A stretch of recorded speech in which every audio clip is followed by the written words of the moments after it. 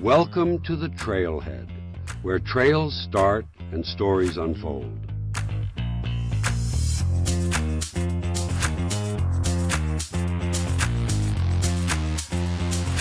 One, two, three.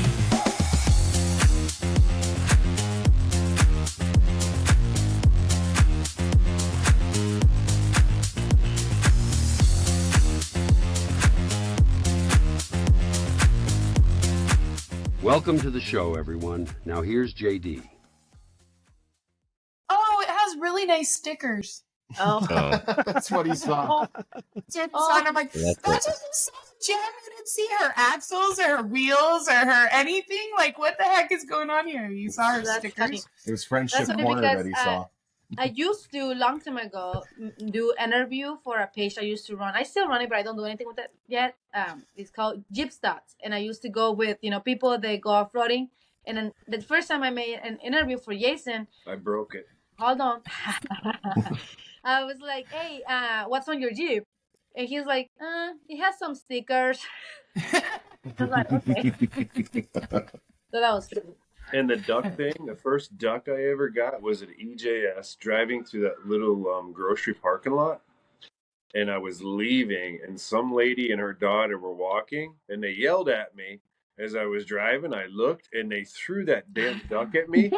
And I was like, I almost wrecked because I didn't have any doors on. It flew right in the Jeep, and I was like, damn, I thought this was supposed to be like some safe thing, but you just about made me wreck on a goddamn duck at me.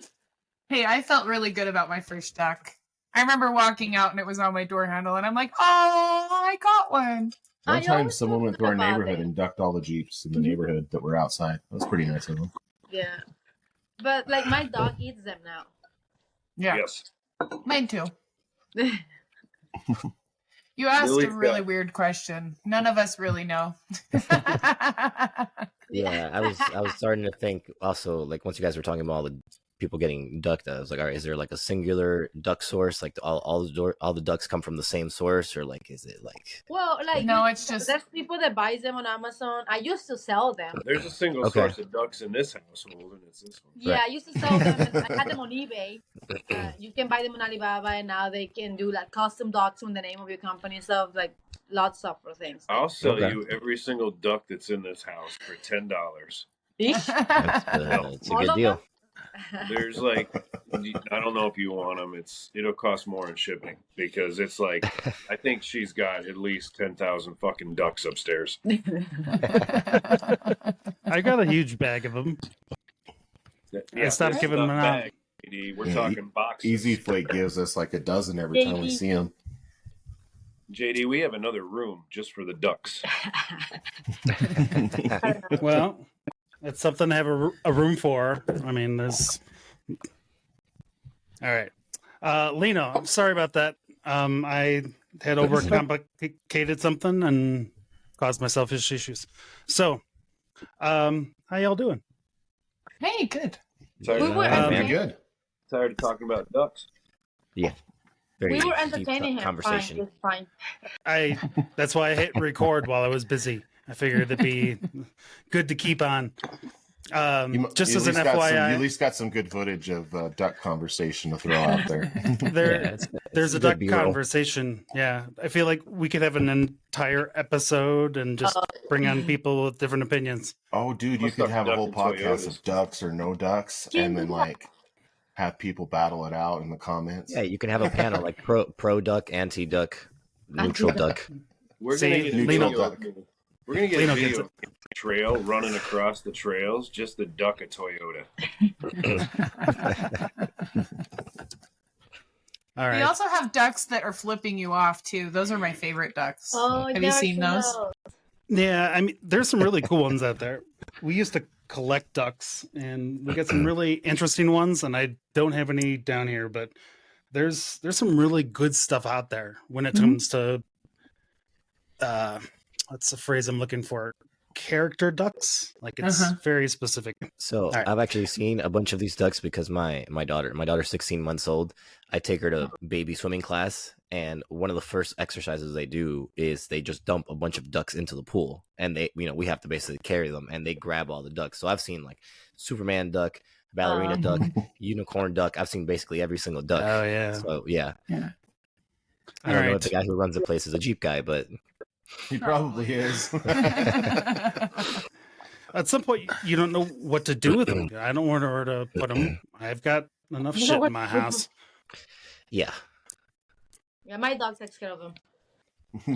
Oh, that's nice. I'd let mine, but I don't feel like cleaning it up. He said he doesn't Yeah. know what to do with his dogs because he has so many.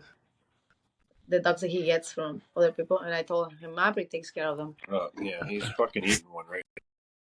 That's how I get to go to the bathroom. I just throw a duck out in the yard. He goes out and gets it. All right, let's get started officially because thanks to me, we're already past. Just an FYI, we are live on Instagram of all things. I'm not entirely sure how it's going to work yet because I got to lean over here to get in frame to show. It's very weird with So our we are live format on and this theirs. right now? We are. Oh, let me What's see. the In fact, Hold on. how do you access Lily, it so I can share it? it's on me and my. There it Hold is. Lily's got it. Lino, if you go to me and my JK, you should find it. Hold on.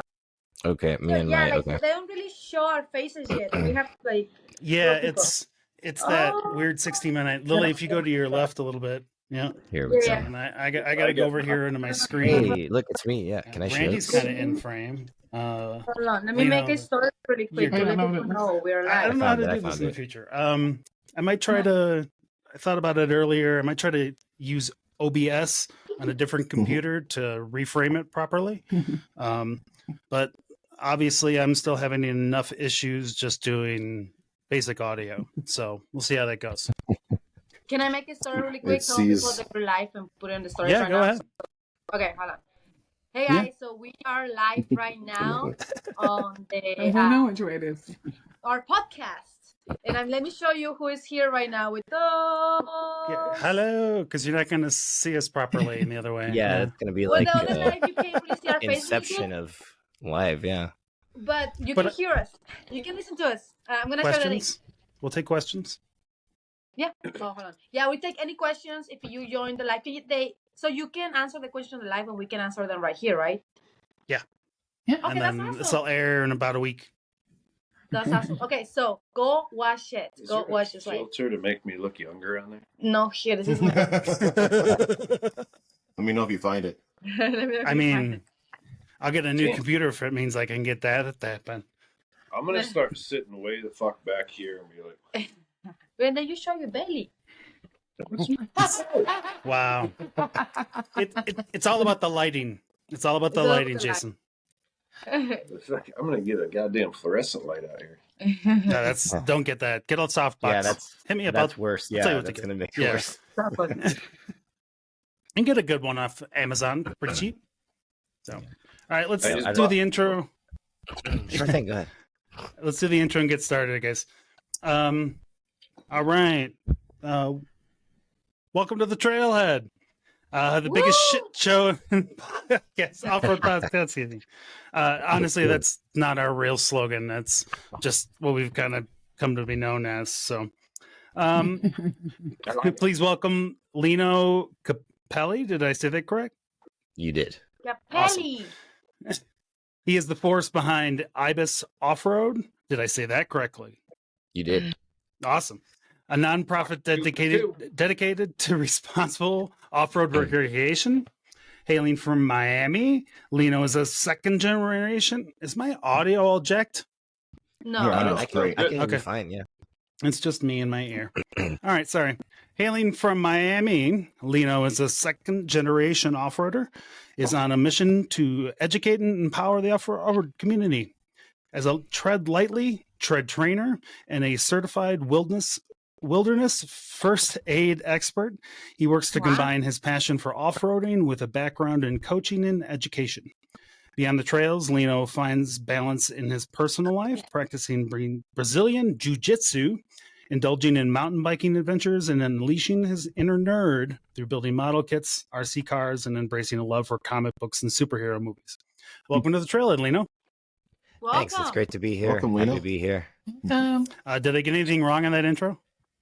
No, everything's All right, right. cool. It's funny that you mentioned the Ibis because on our Instagram, the handle is Ibis Offroad, like the name of the club, and people ask me if that's my name, and I keep telling them it's like it's a bird, guys. It's a bird. Like it's Oh, a bird. okay. Yeah, it's like the little Ibis. All right, that makes sense. That makes a lot more sense than I thought it would initially. All right, Yeah, you got to get a bird in your logo. we do. We have if I can bring the shirt up. There you go. That's back, okay. in the back. Yeah, I think that You got to version send that to me is so I can put it in available the now, too. episode. Yeah. I'll Cool. send it to you. Awesome. Alrighty. We kind of went around the table. I kind of want to address Pope and Randy. You guys, so you flip over 2 Jeeps and decide No, to one. just buy Just one one. so you can. One. Oh, just one. I'm sorry. Just I apologize. one Just one. repeatedly. I have Just never one more than once. flipped a Jeep.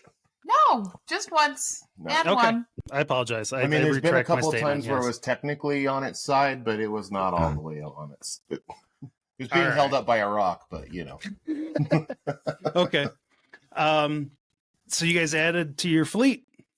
You We guys have did. you get like Yeah. something different at the DMV now, or do you get discounts? I don't know. But hopefully, my insurance overlooks the Instagram page and doesn't know about my driving habits. I mean, as long as just don't say anything out loud is what I'm suggesting. You Right. can't Open a help new what they business. find, but you never know. Yeah, Was we this finally insurance picked that up they a have? tow rig. What was that?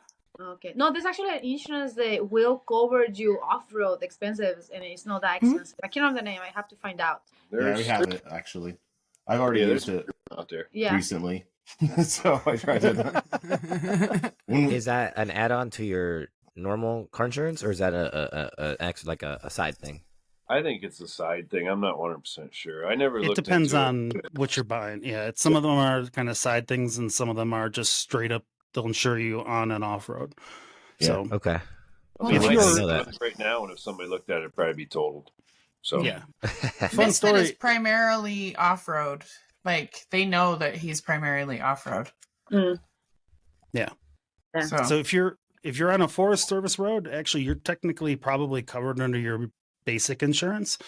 But that is kind of a sketchy area, and you'll probably get dropped if you have a major And- kind of flop. And we actually specified to our agent that we needed to be covered no matter where we go because we don't really know how to off road, and we're going to be learning in these rigs how to off. I mean, well, and you guys do your stuff a little bit differently. You guys are hardcore. You guys are doing the weird stuff and pushing every limit of your vehicle to begin with, so it's worth it. Yeah. Extreme hardcore. I mean, we're taking these Jeeps where they shouldn't really go. Jason enjoys doing it too. Yeah. Yeah. So does Lily. Yep. But Well, if you- the harder you go, the more likely it is you are to flip one over like we did. Our friend flipped one over like a week later.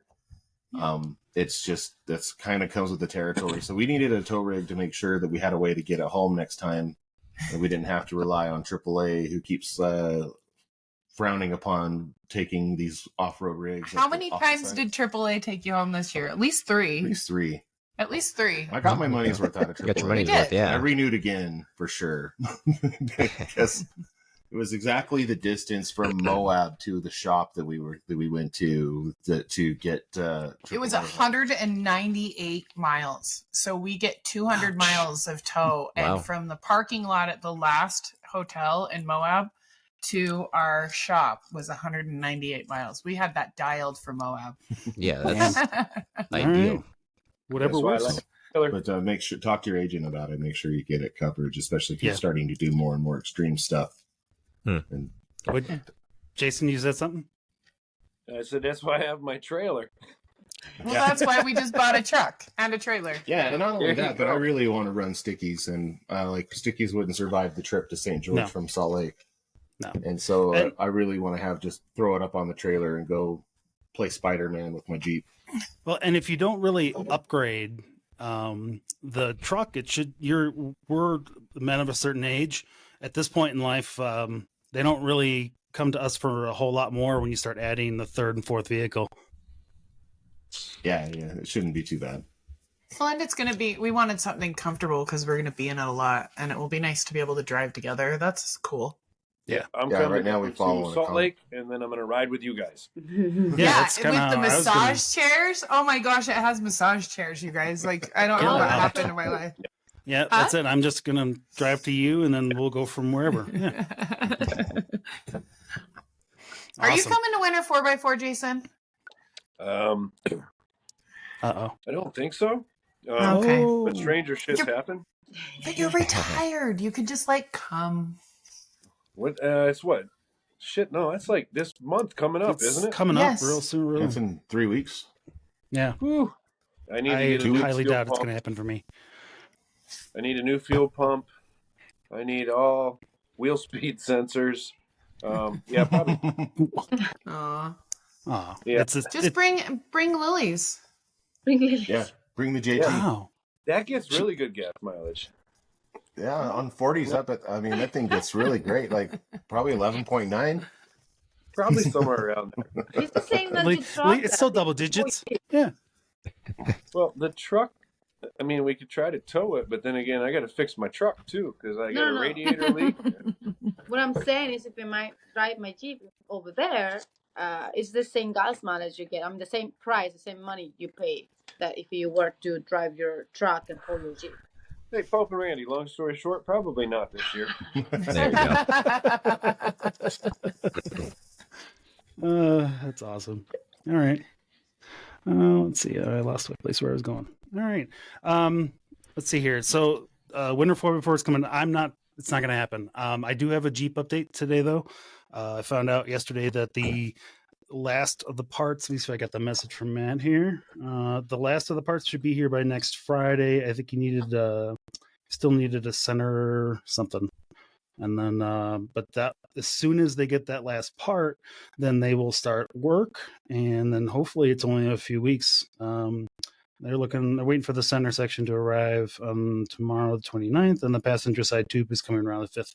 So yeah, as soon as that's all in, they'll start working. And then I don't think they'll be done by the time Winter 4x4 comes around, but I'm already starting to plan stuff to head out west. I saw a video of the Oahes, and I'm like, it's going to be snowed in right now, but I'm really kind of pinpointing that as someplace I want to try to get to in the spring. Cool. Well, and EJS is coming too. It's early this year. Yeah. You're Yeah. doing EJS though, right, Lily? What It's was gonna that? be cool. You're coming to EJS though, right? I don't know. Like we did it this year, but we haven't. But also, when we did it this year, we started like planning for it since November. So we haven't planned anything or reserved anything. It will depend on some of the companies we're working with right now. See if they want us there, I guess. So asking us if we were going to Easter Jeep Safari. Yeah, it sounds like we are. We are? Yeah. Okay. Right. I didn't know. One of the things that we've noticed that is Great American Crawl is in Vernal, Utah, the last 3 days of EJS. Vernal is probably a 2-hour drive from Moab, but it is North? Oh, yeah, north, yeah. And so the thing is like last year, Vernal had snow clear into June in some of the trails. Like one of the trails that we signed up for Vernal Rock Rally, we weren't even able to go to. We weren't able to go to the top of it because it was like covered in 4 feet of snow. Yeah, but it was a really heavy. Yeah. Well, we'll see. So Vernal in March, I don't know what it's like. I'm gonna have to reach out to some locals and ask them how that is to go play. But I kind of want to go play with Great American Crawl because I kind of hate Moab. And EJS. Well, we like Moab. I like Moab, EJS but I hate going when it's packed and busy because there's just it's isn't real a lot. hard. But It's hard to that's appreciate it when it's packed full of people. I know it is. It is so fun. It's a catch-22. It's like so hard to be in Moab when it's that busy. But there's it's nothing also, funner like, than driving your jacked up Jeep down Moab Main Street and going back and forth and having people stop and stare and look play at it and check meet it out. all the people and. You're right. No, EJS is earlier this year too, I think, right? So it's going to be that much colder. It's March. It's the end of March. Which it doesn't when I say colder, it's not as cold as here, but at the same time, I liked going there because it's warmer than here. Yeah. Right. And Typically, we like We go to Moab at least once in March, usually. End of March is one of our favorite times to go weather-wise, and like March, April, and May, those 3 months are our very favorite to head out there if we're going to go to Moab. It's iffy. You just never know if it's going to be cold or not, but it's like, it can be 60 degrees, you know? Yeah. That's the West. Yeah. Welcome. Mm-hmm. Welcome. Yeah. Just never know. Cool. So FYI, we before I do that real quick, this episode is being recorded in between Christmas and New Year's. So anybody's got any New Year's resolutions that they want to share with the public? We should start with each one of us. I mean, I like putting people on the spot. Lil, Go ahead, Lily. You opened your mouth first. Damn.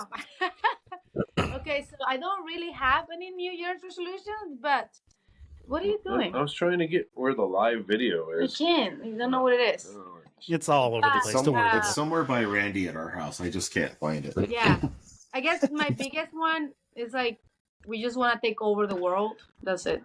All right. Take over the world. Yep. But what's this say? Episode 50. We'll do that. Just we're gonna be world dominant, or just yourself? Are you? Is that just you? All of us. Oh, okay, we're good for it. Yeah, I yeah, share. right. Sounds I think I good. figured out the camera thing. What? You have 2 cameras running, one for each feed? Me? Yeah. I've got 3 actually set up here, but yeah. Nice. The one for IG, turn it to your right.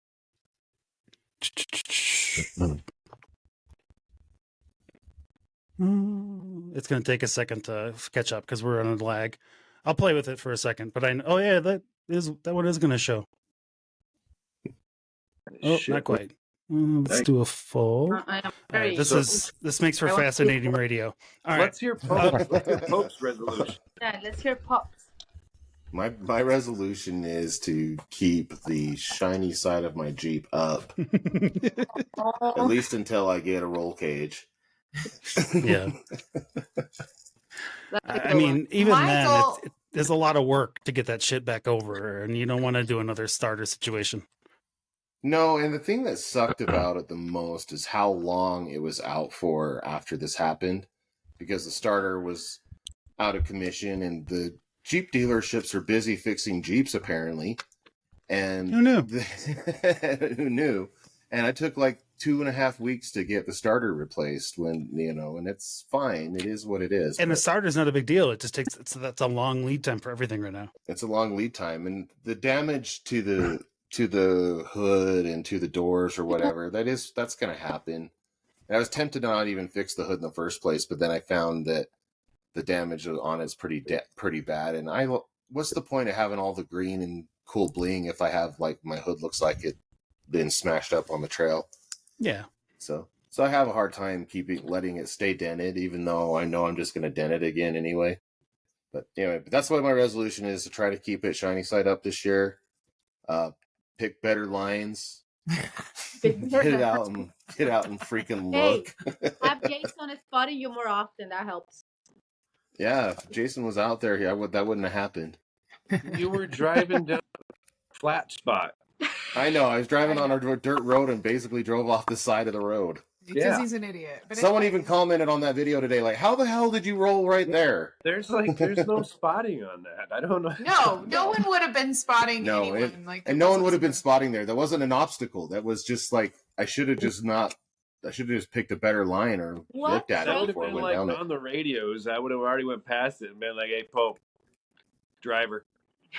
Yeah, stay driver on this one. You wouldn't have been even looking at him because I wasn't. It was like he was upside down before I even saw it. So it's What fine. obstacle was this? Was this house revenge?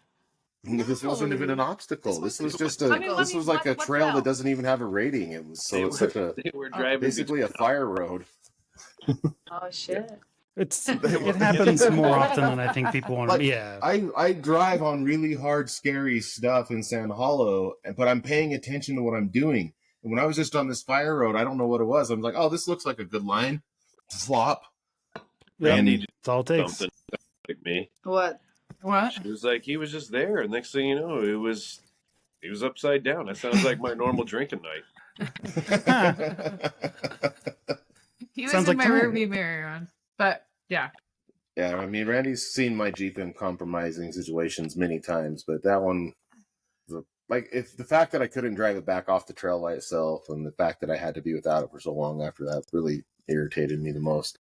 Yeah. It What's gets, Randy's resolution? Out of the shop and on the trails. That's a good That's one. all I that's want. a good resolution. That's my resolution. Mhm. I just want to be on the trail as much as possible this year and just like have fun, make memories.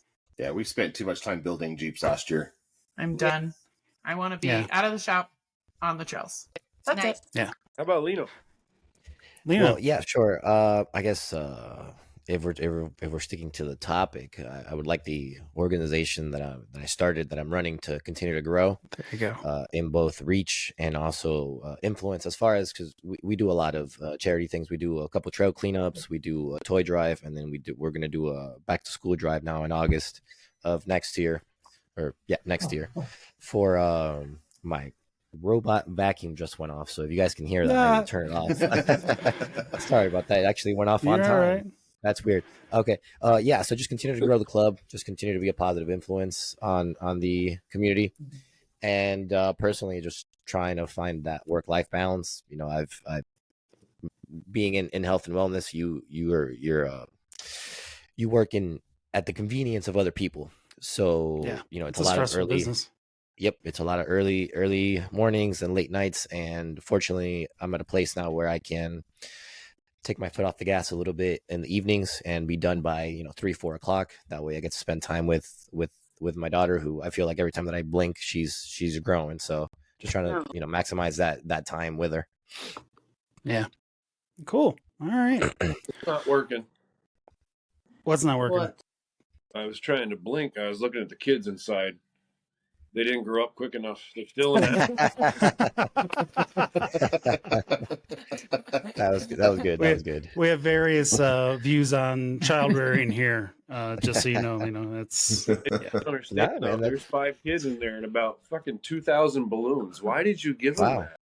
This is a New Year's tomorrow. They have to work. There's seriously Oh. like are 2,000 they balloons. are they up tasked balloons with right now. putting these balloons together? Because that's not going to end well. Yeah. No, she gave them a machine to blow them up. That's why there's so many balloons in there right now. Oh, okay. Yes, There you go. it's like free child labor. They're helping. Yeah, well, we can't cut that from the live feed now. Just so you know, we're past that point in our Oh, recording history yeah, of being that's- able to cut that that's- shit out. They're my kids. so That's it's on the okay. internet forever. That's all right. I've got a lot worse out there too. So just point at me. All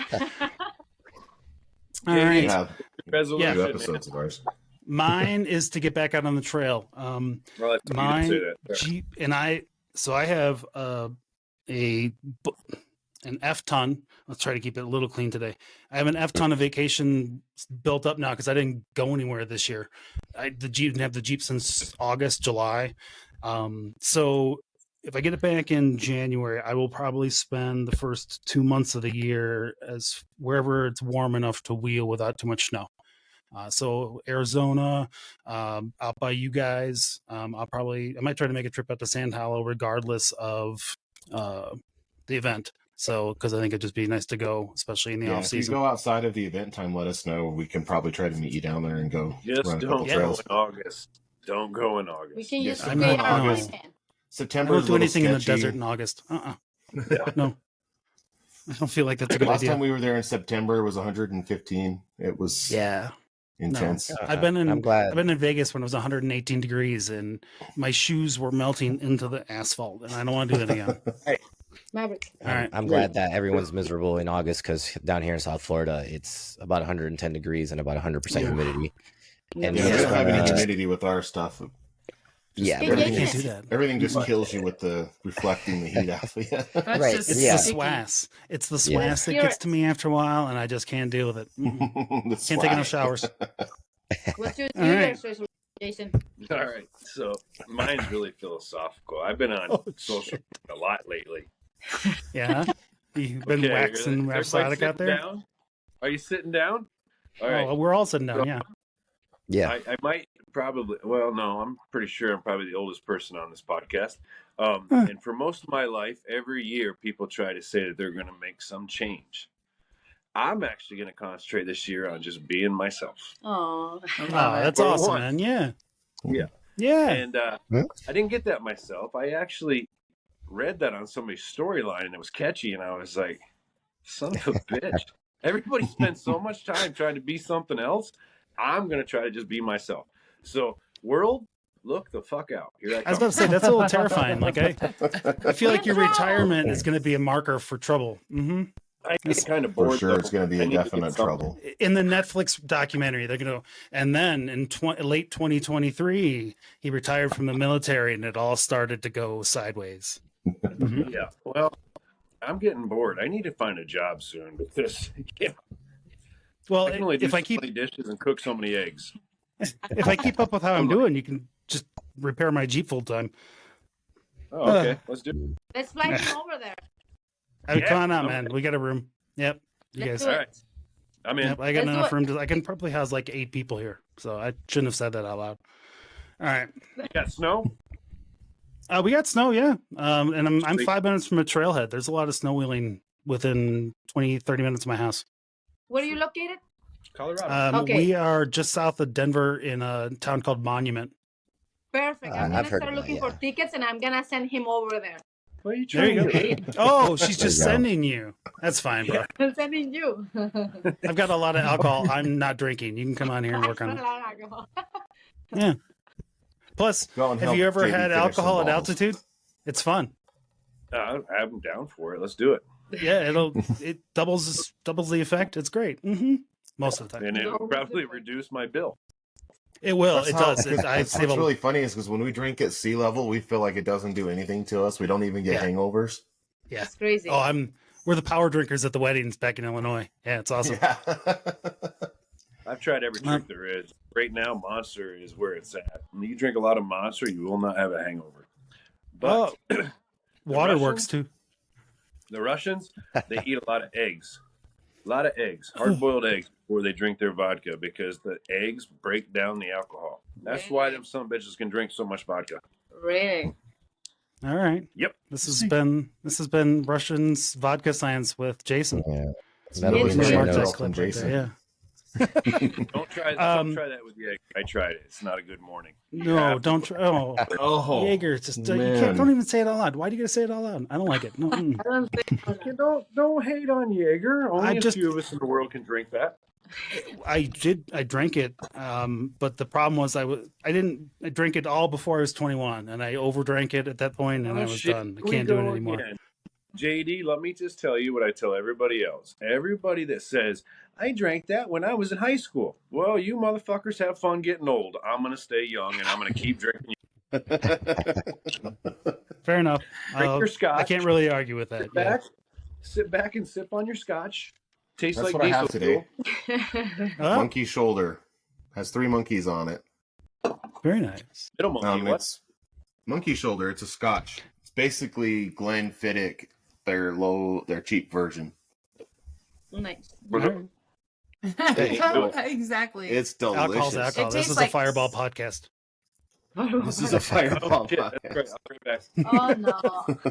It's not Oh the shit! end of I'm it. sorry, Oh, no. Lily. I won't do that again. I won't bring it up again. I apologize. The my fireball fault. keg is coming. We still have that thing full. It's never gonna be gone, and we've been drinking it.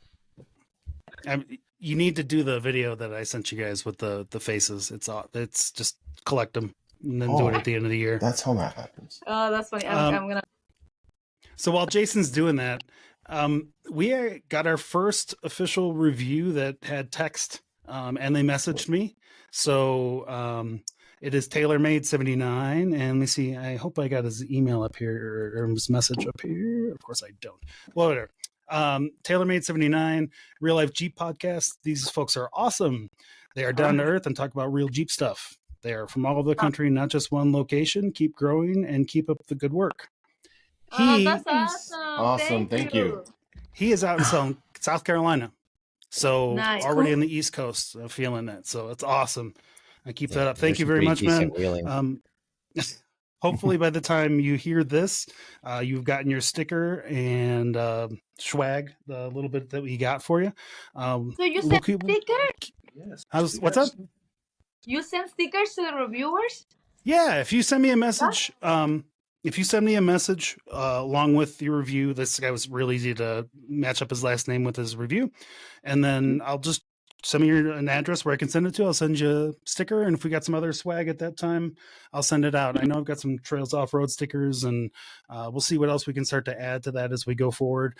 Getting all these, kind of hitting these little sales that they're doing at some of the sticker places and making special stickers for the podcast, holographic. I got some, let's see, I think it's just got the holographic ones and then a couple of other versions of the podcast ones. So we'll start sending more of those out, and hopefully we'll just get some more of those. But yeah, thank you very much, TaylorMade79. We really appreciate it. Please leave us a review. Tell your friends about us. It's the best way to advertise for us. We don't run ads or anything, so help us out. That's awesome. Let's see what else. Yeah, it's awesome. I was really jazzed to get that. He sent that over on the 15th, and it kind of got lost in Instagram spam, so we got it back. Let's see the email here. again for the podcast? What'd you say? What's the email again for the podcast? The email, and I was going to get to that in just a second. I've updated things a little bit. You can now email us at info@thetrailheadnetwork.com. That email will go straight to me, and then that's probably the best way to avoid getting stuck on a spam filter. It'll go out to a couple different places to make sure that one of us gets the attention. You can also find us on thetrailheadnetwork.com, and of course at the Trailhead Podcast on Instagram. We don't have a voicemail yet. Still waiting for that winner to be that person. I have no idea what I'm going to send you. I think they're getting a T-shirt, right? Is that what I was doing? Respond the phone calls? Oh, we are going to. It's going to be. I feel like it's going to be a special situation. I'm not even sure how I'm going to handle it when I get the first message. I just hope that it's angry. They're going to have to call. Yeah, he loves phone calls. I thought we would get a Toyota person to call by now after Lily's last rant. we kind of went in hard that one time. I feel like we should have been able to. Yeah, we doubled down on it. Instagram. What'd you say? If you do some clips, I advertise on my Instagram. They will love it. Yeah, I got to get better at that. I apologize. Yep, I've been really bad at that lately, and I'm trying to get back on the horse. Nobody's called yet. No, nobody's called. No. Let me double check right now while I'm talking live here. See if I get anything fun. I doubt it. Somebody called right now and talk to us. What's the phone number? We don't have a live call, but I think that Riverside is working on that. I think that's actually, they want to have that ability. We might have the ability of an audience directly on Riverside. Maybe that's something we offer folks in the future. So we'll see. We got we got live videos going everywhere, and no, do not call me right now. I'm on a podcast. Don't call Jason. Yeah, don't leave a message for Jason because he can't do anything with it. Send it to us. 719. Where did I do with the fucking phone number? Okay, 719 directly. Oh, right now. 408-0132. If you're watching, you're one of our 0 watchers on Instagram. Never mind. All right. One of our 0 watchers on Instagram. Yeah, we had 4 at one point, so I looked over and it's like, oh, that might be cool. No, there's nobody there.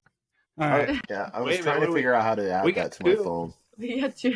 Oh, don't worry about it. Yeah, I literally just kind of wanted to test it out today, so we might have people come in and out as we're doing this. So. Are you streaming on OnlyCarns tonight? No, I think the lives are a good idea, though. I think. Yeah, I think that'll grow in the future. Yeah. And I think it will too. I actually thought about doing it on the TikTok already, because then we can actually make like 4 or 5 cents while we do it. Oh, there you go. And we might video, JD, I think, is because on podcasts we're landscape. Yeah, and IG is portrait. Yeah. They acknowledged it in a post I asked them about it in their support. They acknowledged that it's something they're still working on. So in fact, Instagram just added the ability to live stream from desktop. So and even if it's not the truth, it sounded like I smart there for a second. Let's just go with it. It's not. You're good. Smart. It's called common sense. If you want to call Jason out on it, call us at 719-408-0132 and leave us a message about how Jason is wrong. And Lily hates Toyotas. Here, so there you go. Here, one more time on that number. 719-408-0132. following those Empire rules. Real I quick, need it. before I forget again, if you're one of the if you're one of the first 50 reviews, I will raffle this off. It's an 8 gauge switch panel. What'd you say? No, people actually started calling my phone. Oh, well, that's okay. All right. So if you call Jason's phone, you need to call 719-408-0132. I'll keep an eye on it and see if anybody actually leaves a message while we're doing this. Yeah, call guys have any questions about other podcasts we were in. We have Lino here right now. He's in Florida. He's gonna teach us some off-roading things, I think. I hope I can. Yeah, we'll get there, brother. We sometimes we get a little long-winded in the start here, so Yeah. We got to do the news. I can't wait What'd to you hear. say? Yeah, we're getting other news. Let's see here. Let's make sure we got we're good. Fucking news. Fucking news.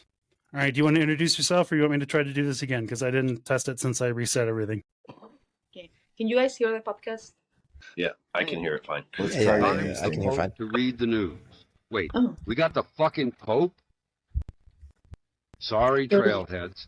I'm now told it's just a guy named Pope reading the news. All right. Oh, it's still I good. still fucking love it. I still love it. But, I'll change that up once in a while, just for fun. Yeah, Let's I go, didn't fucking have Pope. my OBS working today, so we didn't get the splash. Oh, your across fun the front. graphs, yeah. Yeah, I the mean, one that technically, I Brandy's didn't so have proud much of. working either. I mean, I can tell how much he likes it. Mm-hmm. Oh, she's so All right. excited when I read the fucking news. All right. She sat down, immediately sighed. All right. That's awesome. All right. I like this first story. This one's kind of cool. Hyundai reveals some new tires with integrated snow chains.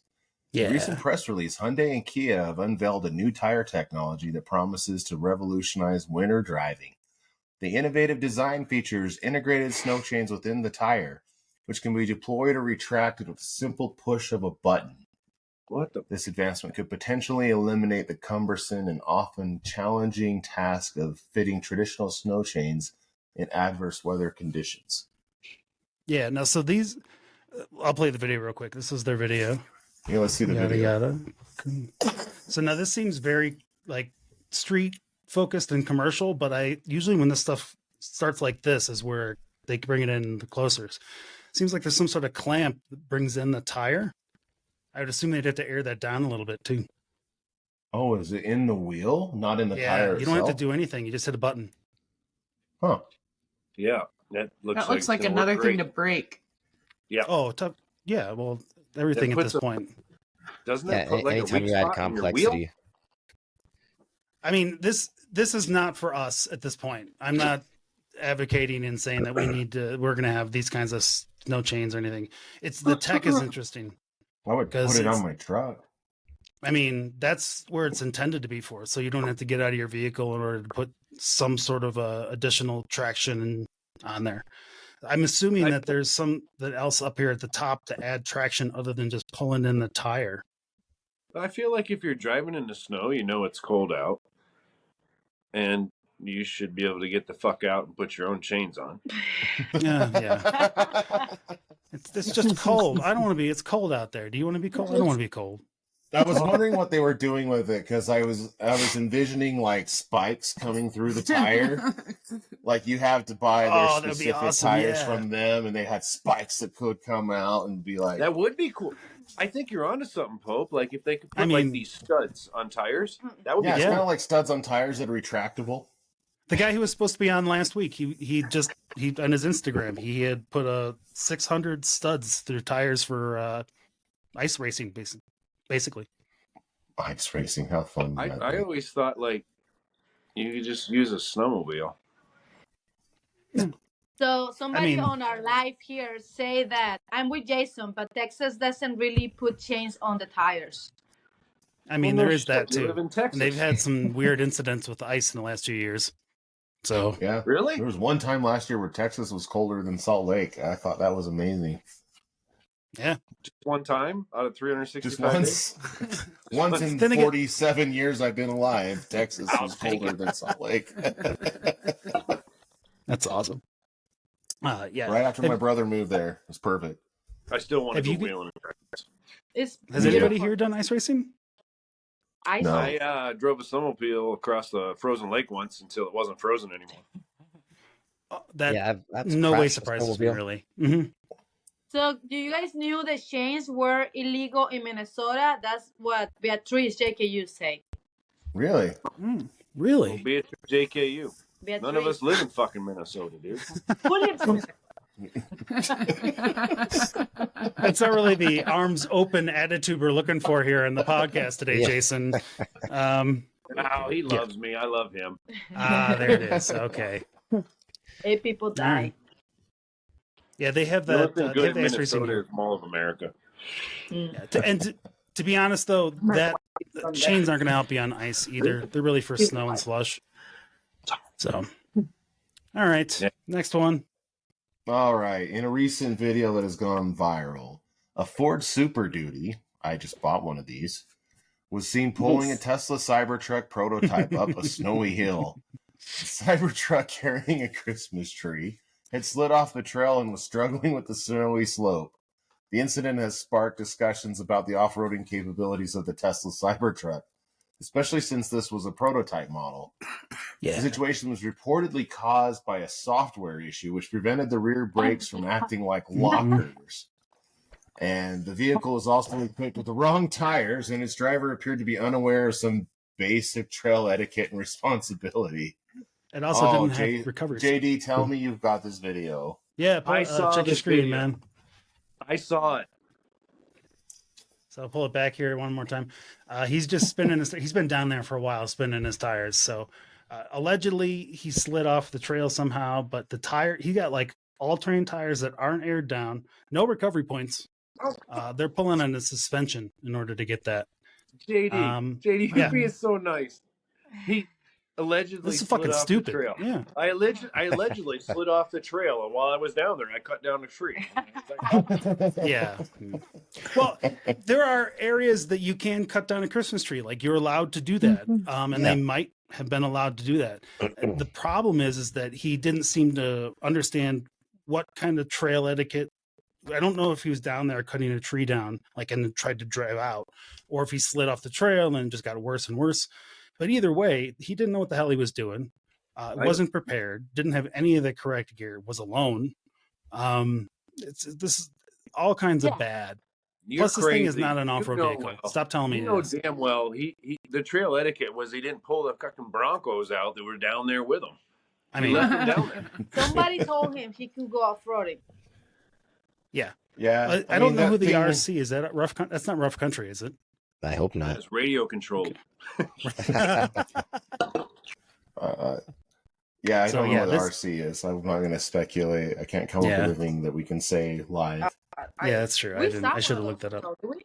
No, Did we you? didn't. We saw it on the internet. But Did I dream about it? I don't No, know. I think we saw this on Fucking- Instagram a couple Yeah, weeks it's ago. making the rounds on Instagram. I think like last week or the week before. Yeah. Yeah. I saw a Cybertruck going down 70 at one point, but it was very fleeting and it was an early prototype. He's been talking about releasing this goddamn truck for what, 2 years, 3 years. So, the actually, lesson there's- being the Forest Service chimed in on it too. They proceeded to tell him how stupid he was. I mean, you can't. He I was don't know already why he's stupid for over buying off the that side truck. of the road, but Right? Yeah. the thing, like, there's basic things you have to know about off-roading when you go out.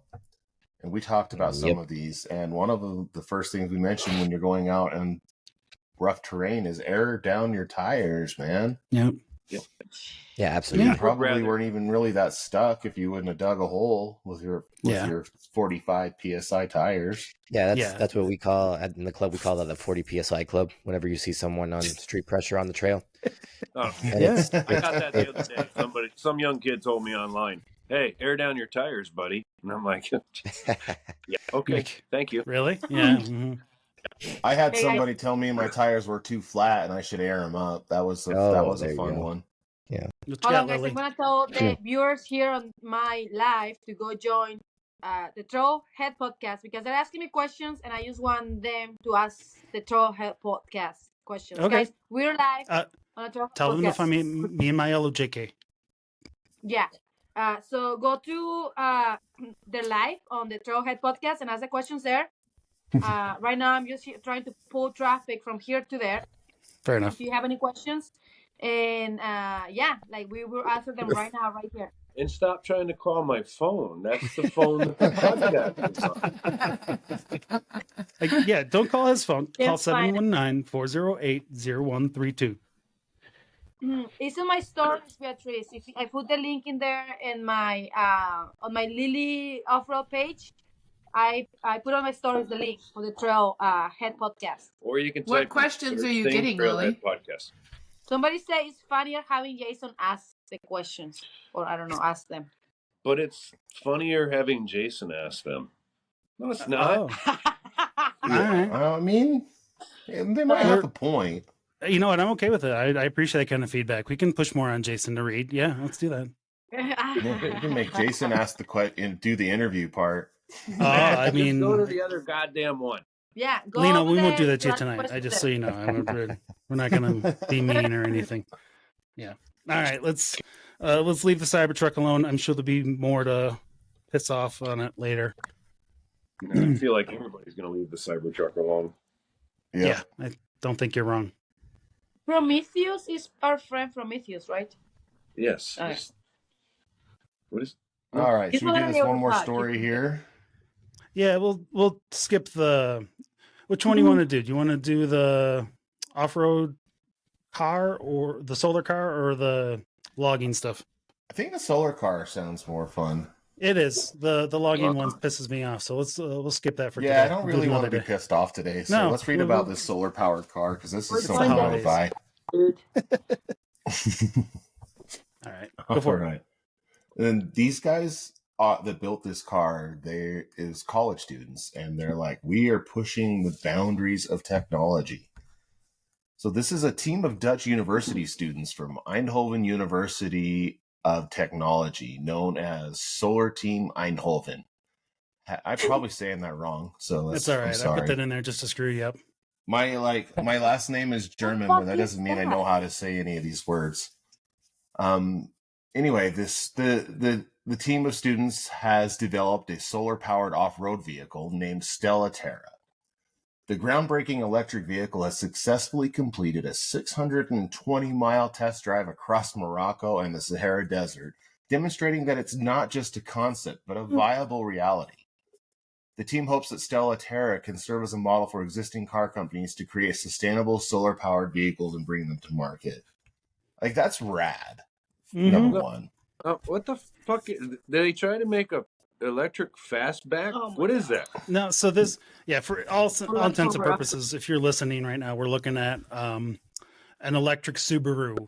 I think the point of this was to point out the fact that they are actually at the place now where they can power a car for 600 miles. It's important to note here that it shows that it's got 4 doors, but I specifically read in the article that it's only a 2-seater. Everything else is batteries and solar panels, but it's the smallest vehicle that I've seen that's done that kind of or not smallest, but the most reasonable sized. Like, they've seen a lot of those weird stretched solar vehicles, but if they keep this shit up, we'll have solar Jeeps in some point. Yeah. Is this the U.S.? No, This was a Dutch team. Dutch. No. Yeah. So it's not much to look at now. I just think it was kind of cool. Like, that's something we'll get in the future. I know when I get my Jeep back, I've actually got a solar panel to install to top off my batteries. So we're getting there. Well, that's different. That's like cool. when you are not overlanding, right? Like you Don't say that word. You got to say that word. It's part of the lexicon now. And Lino's not going to like it. So he's going to, Lino's got things to say about the overlanding community, I think. Does it have a tent? What'd you say? Yeah, that car that you're showing right there. Does it have a No, because Yeah, if you you put a your tent button on it, then you deploys the cover the fucking solar tent. panel. Yeah, Yeah, then you can't do a then you rooftop can't get tent on sun. a solar car. Yeah, that would be a challenge. You push the button and it deletes all the batteries. What's the car again? Lisa's asking. Sorry, guys. Oh, this is just like a bunch of students, so it's not College students, like so it's not like a real thing that you can buy. Oh, Yeah. so Did they much- mention the range? Do they sell what's the mileage on this vehicle? They drove it 620 miles. I think I read. I think I said 620-mile test drive. They drove it, but with the solar panels. Not in one shot, right? Like it doesn't. No, I don't think okay, so. I was gonna say It wasn't that would like be insane. 90 top speed of 90 miles an hour. They could do a range of 440 miles on a sunny day. Okay, I just want to know, like, that's actually pretty good. So for us with engines, right? Like, if something goes wrong with an engine, you know, you get out there and you fix it, and then you go home. But like, if you're on the trails or something in the middle of the desert with one of these electric car thingies, and you have a catastrophic battery failure, and has anybody ever picked up one of those batteries before? They're heavy. Yeah, slightly. Oh, there's a lot of stuff to figure out, man.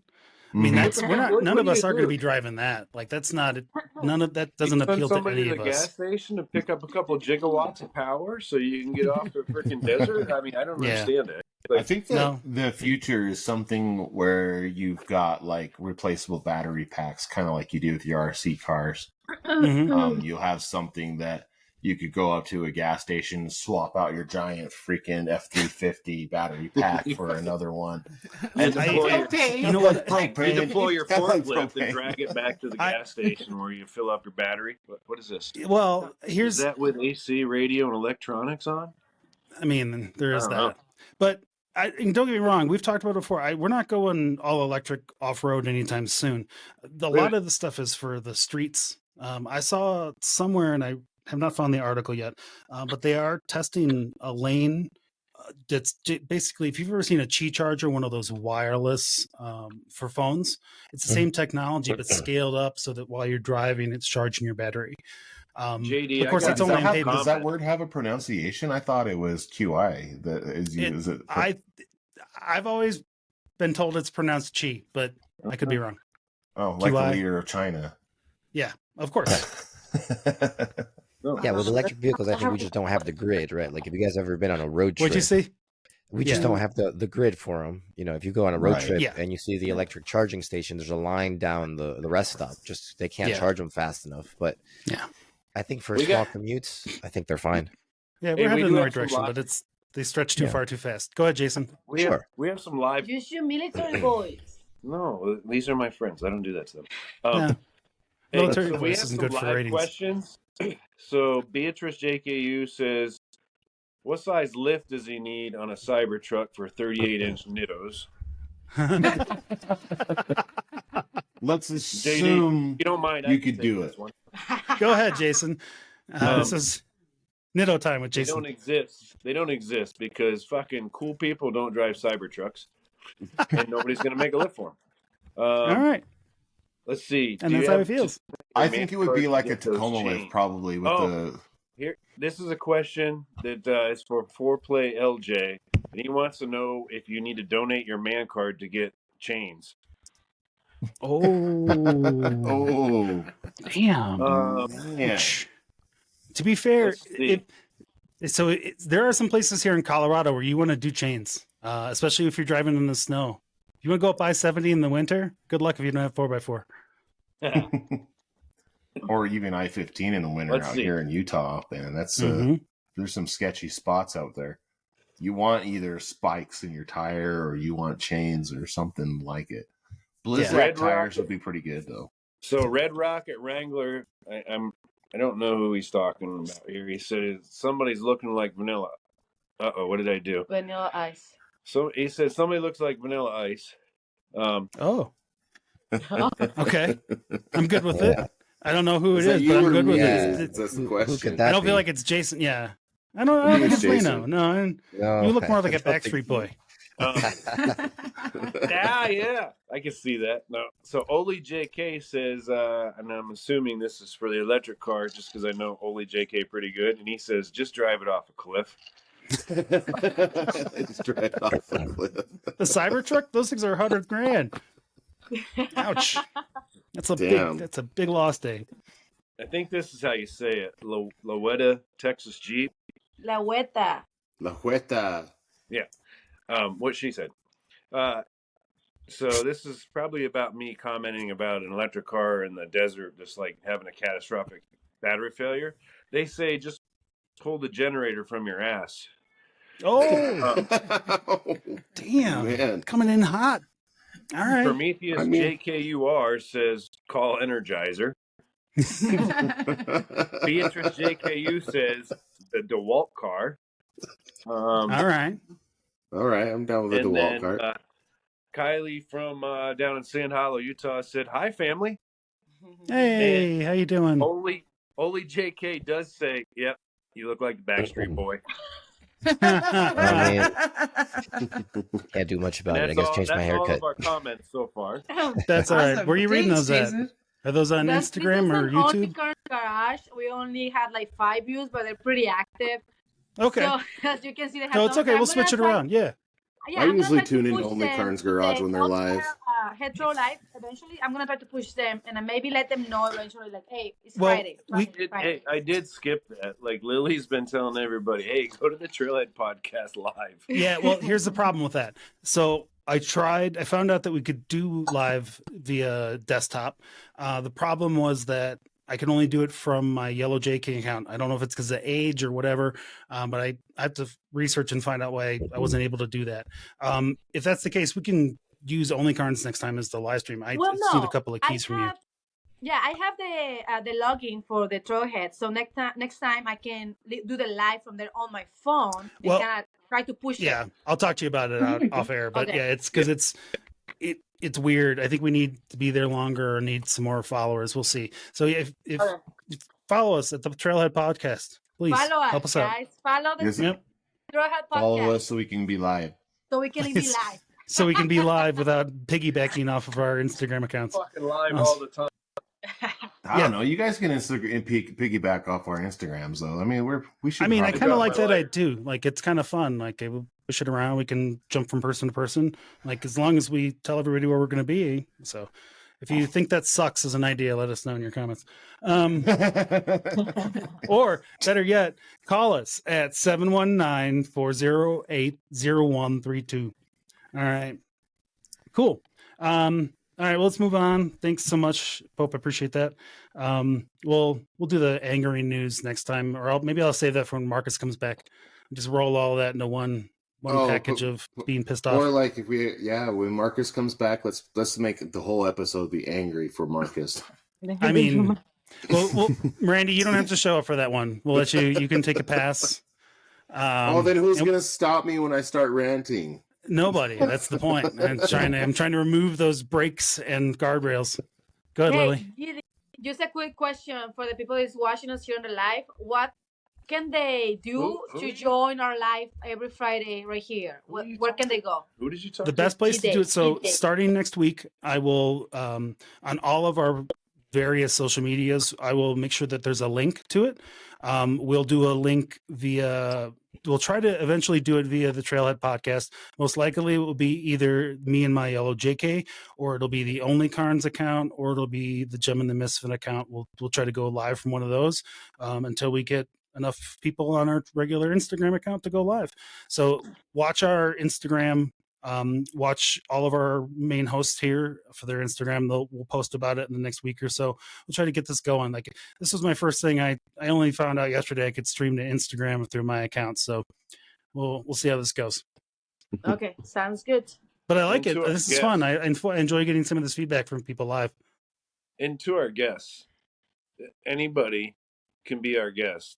Just reach out to JD and let him know. But just understand, they can go to Lino and he'll let them know you're going to sit there for a while.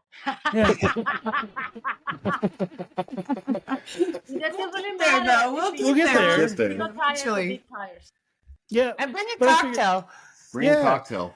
It's one of those things where we don't mind having all of our guests be here for the whole shit show. Like, we don't want you to come in halfway and then have to catch up. It's a big pain in the ass for everybody. So now you know what's going on. Dexterity Salon.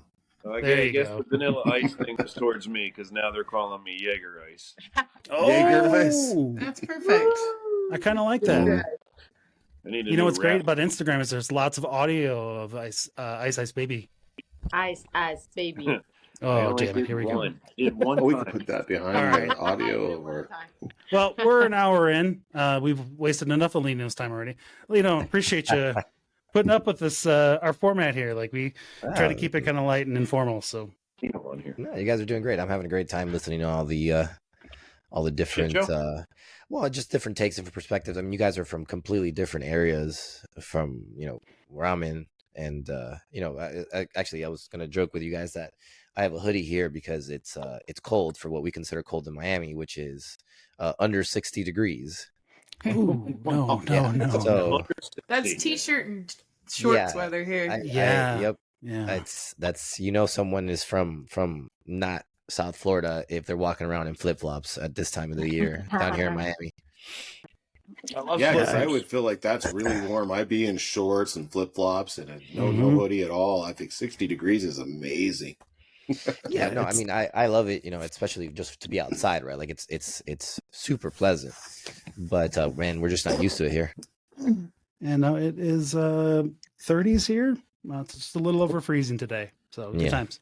We were in the mid 40s today. It was pretty nice. It was kind of really hot for Utah, actually. We're supposed to be cold right now. Yeah, I think we're supposed to get into the 50s this weekend, so that'll be nice. We'll see how it goes.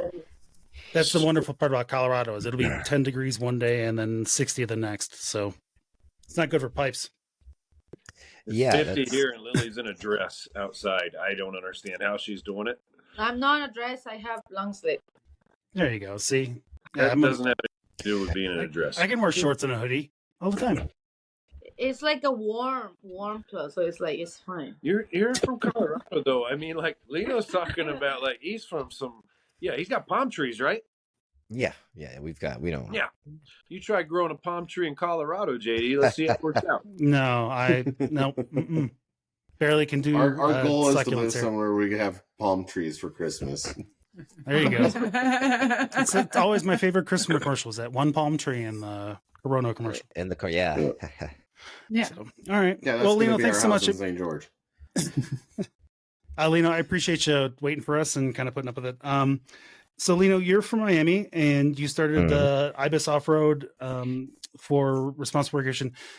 Can you give me a quick intro of yourself and the organization that you put together? Sure. So, I mean, how far do you want me to go back as far as talking about me? I guess that would be. I know you're originally from Venezuela, right? Yeah. Okay. So I'll give you guys a quick rundown. So, I am from South America. I'm from Venezuela. Say something Venezuela. cool.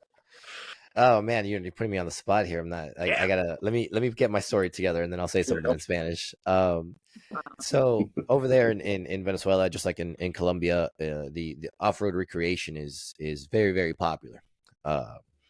Culturally, just like here in the United States, Jeeps are kind of the go-to.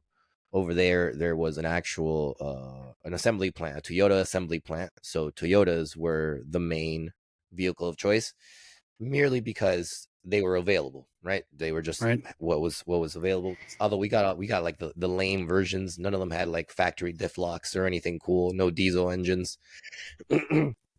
So we got like work truck type trucks out there. Yeah. And my grandfather, who was still is in his 80s, a very avid hunter, used off-road driving to get out to his hunting areas, and my uncles and my dad did it as just for fun. And being 2-3 years old out on the trail with your dad and your uncles, it's kind of like if your dad is a basketball coach, right? You're much more likely to be involved in that sport just because it's second nature to you.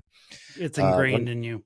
Mm-hmm. Yeah. I mean, it's just hours exposed to a specific activity. You're just going to be more comfortable with it. So I moved here when I was, I think, 6 or 7 years old, and eventually started driving, got my first car, so on. I wanted to continue the tradition, I guess, or the hobby, but the thing I always ran into even back then was that it's kind of like the three things that everybody comes to our club for is I want to go off road, but I don't know where to go.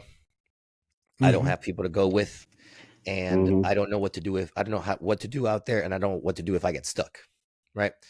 So, and especially, I mean, I'm gonna jump a bit, but during all of the COVID stuff, right? The whole overland, the whole off-road thing like blew up, right? Everybody was bored at home buying stuff. Actually, one of my friends was sick in bed for a week, and he asked me like, "Hey man, what should I watch on YouTube?" And I said, "Man, just watch a bunch of off-road videos." And he ended up buying a truck and building it out. And I think that just like I had kind of let's say a vacuum for there was a vacuum for like structure and guidance and how to do things correctly, not only to not get stuck but not damage the trail and not break your car. I think that because the hobby has grown so much recently, there's a lot of people that want to get into the hobby and want to do so responsibly, but don't necessarily know how to. Right. And there's a lot of levels to it. You guys, I was actually just scrolling through some of your profiles, and you guys have some amazing Jeeps with, gigantic tires. and that's a level that's awesome. Right.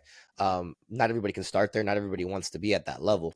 And I think that's the other thing that I think is very important is to not gatekeep, right, the hobby, to be open and inviting and 100% friendly agree, to people.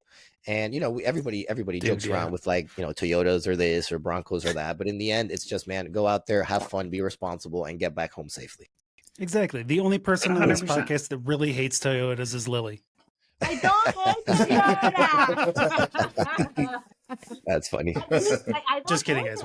Lily loves Toyotas. Yes. I actually, somebody just asked me on my live videos, like, "Oh, Lily, how do you feel about Toyotas?"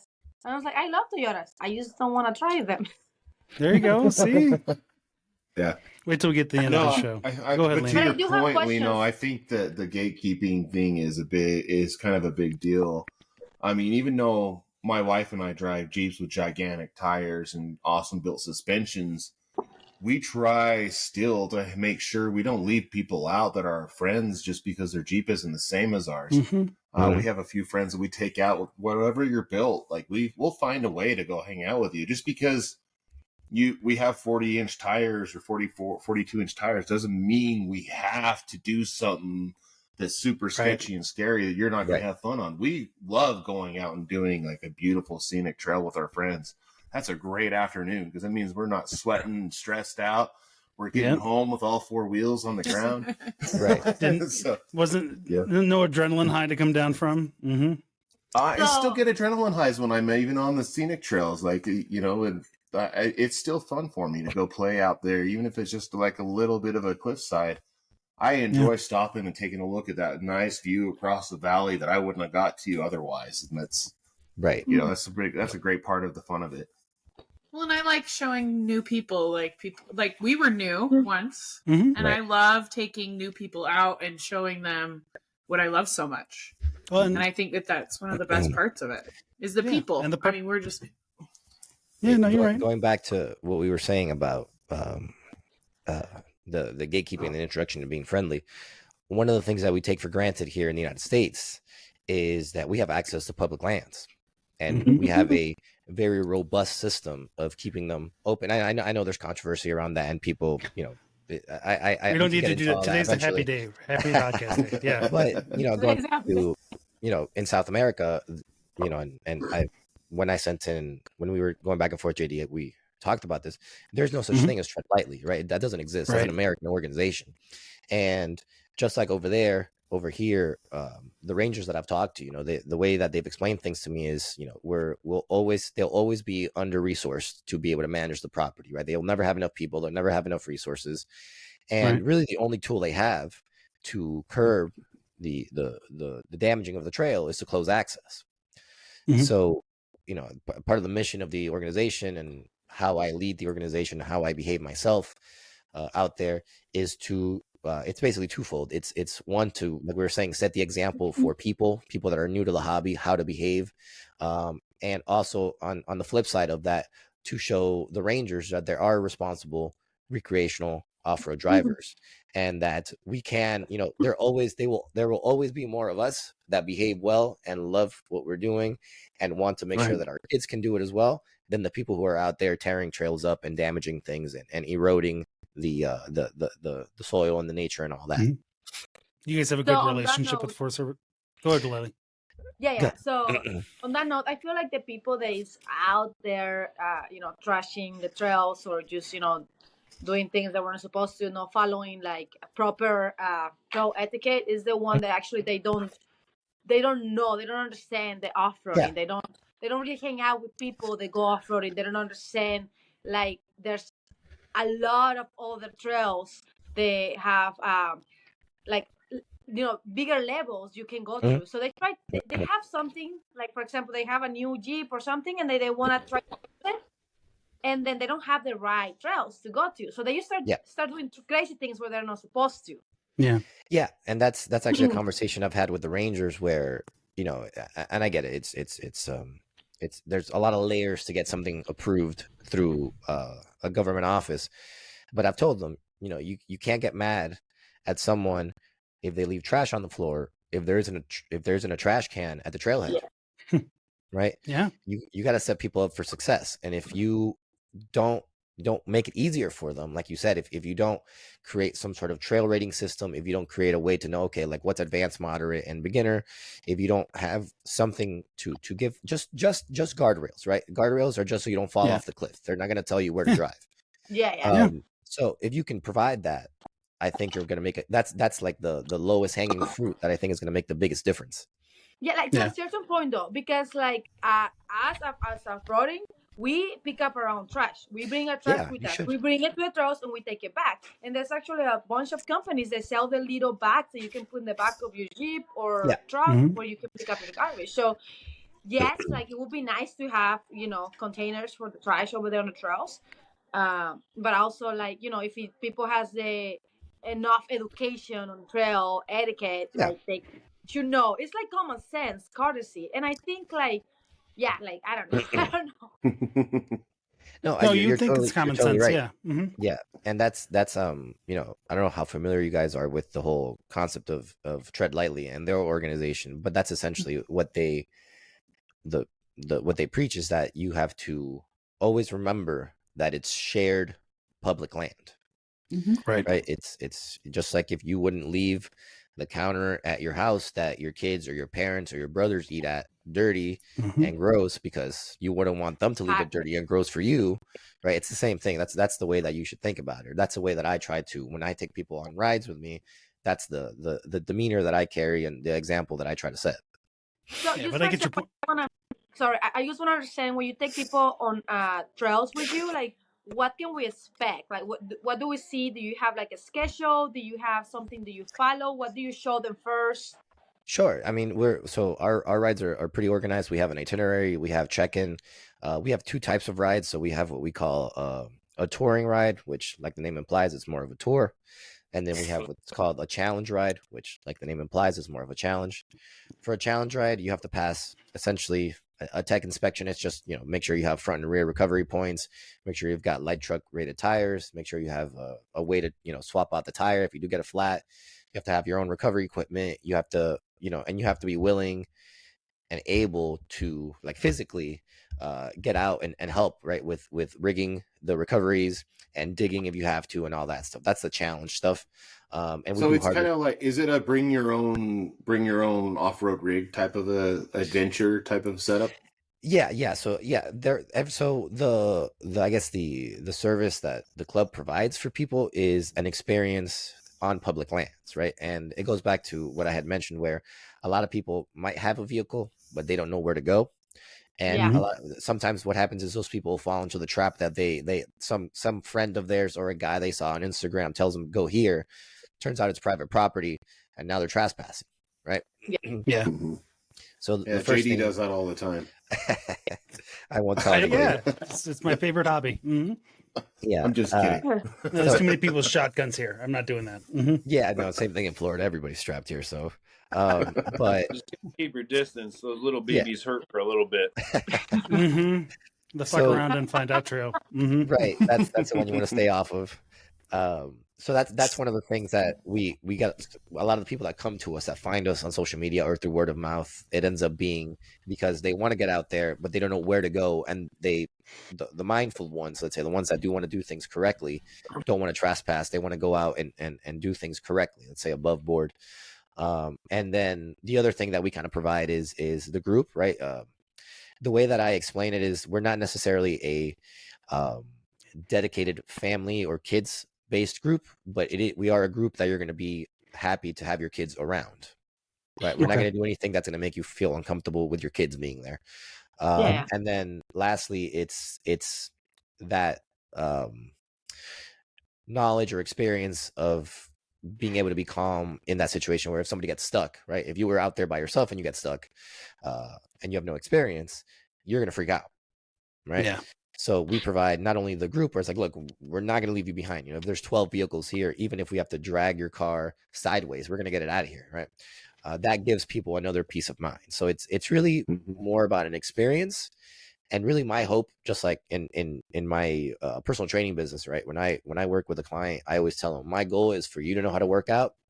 Once you have achieved that, if you want to keep working with me because you like the accountability and you like the support and you like the guidance, by all means, but mission accomplished, right? Nice. It's the same thing with the club, where I want to take people out there and I want to show them how to do it correctly, not only by example, but by actually teaching them. And eventually, the goal is for them to be able to understand, okay, how do I access the maps? How do I create the trail? Like, how do I actually trace the ride that I'm going to do? What equipment do I need? How do I use it? Et cetera, et cetera, et cetera. It's nice. I mean, it's like filing your taxes, right? Like everybody can go on YouTube and figure out how to file your taxes. It's just a lot nicer when somebody does it for you. Yeah. Well, yeah. It's a lot easier. Oh, sorry, Randy. No. Are you doing trails in Florida then? Is there lots of trail systems and stuff? I haven't heard of a lot of things out in Florida, so I'm just curious. Yeah, so it's going to be totally different than what you guys have out west. Right. So I'm from Miami, which I don't know if you're familiar. It's southeast, like all the way at the bottom. And essentially, the way that I divide it is Lake Okeechobee. Fuck Miami is. Come on. Well, I'm just making sure. I didn't want to assume anything. It's at the tip, Jason. That's language you can understand. It's at the tip of Florida. There you go. Just the tip. There you go. Just the tip.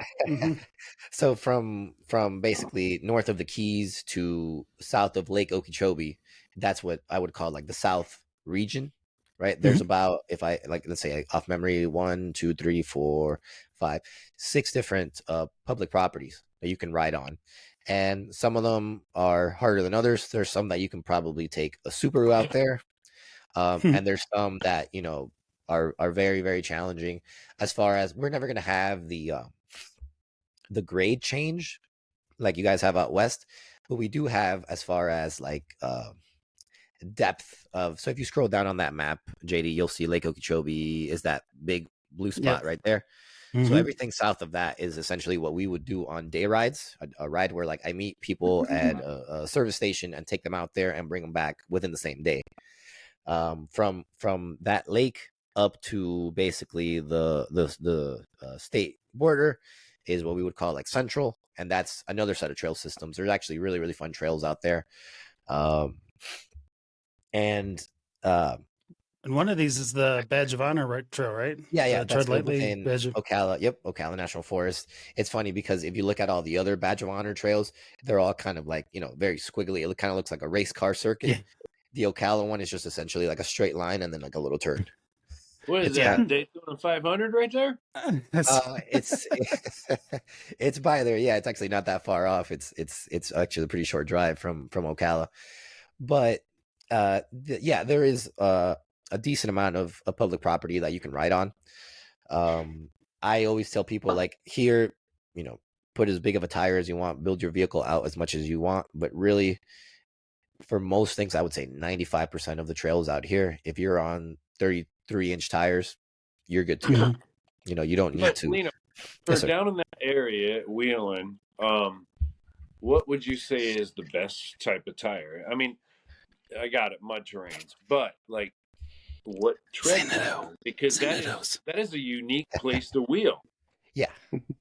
Yeah. So, in my experience down here, you need something that has a pretty aggressive shoulder. something that has, you know, a deep shoulder tread and also a scalloping shoulder tread. So those, as the tires are turning and you're kind of sawing on the wheel, is, you know, if you're going through loose mud or loose sand, it can kind of grab onto the edges of the rut, right? Like if you're going down the rut, each tire is going to be on a piece of the rut, and that little wall on the side of the tire that the tire makes as it goes through, that is usually more packed in. So if you can get a tire that can claw on that, you'll actually be able to get a little bit more traction. Now, as far as Nittos, I've actually never owned a pair of Nittos. I just like giving Jason shit. Yeah, I can't afford that shit. No, I know. Yeah, it's not worth the money, Jason. They're nice.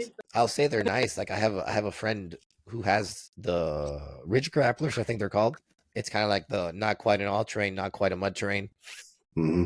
They're nice. I mean, they're loud and they got a flat spot because they sat for a month, which is I don't know what that says about them.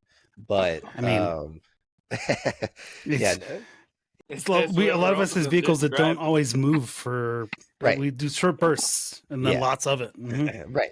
I've had really good experience. So the other thing to consider is if you have a vehicle that you do drive on a daily basis, or you are driving lots of miles to get to the trail, I always recommend people down here to get a tire that has a lot of siping, right? Because that's what's going to make the difference in maintaining traction in the rain.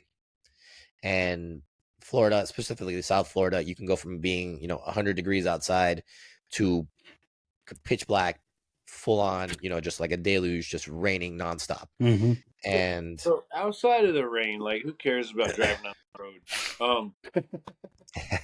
Does siping, in your opinion, help with any of the different? So what I'm getting at is, like, I'm from the East Coast, the Northeast.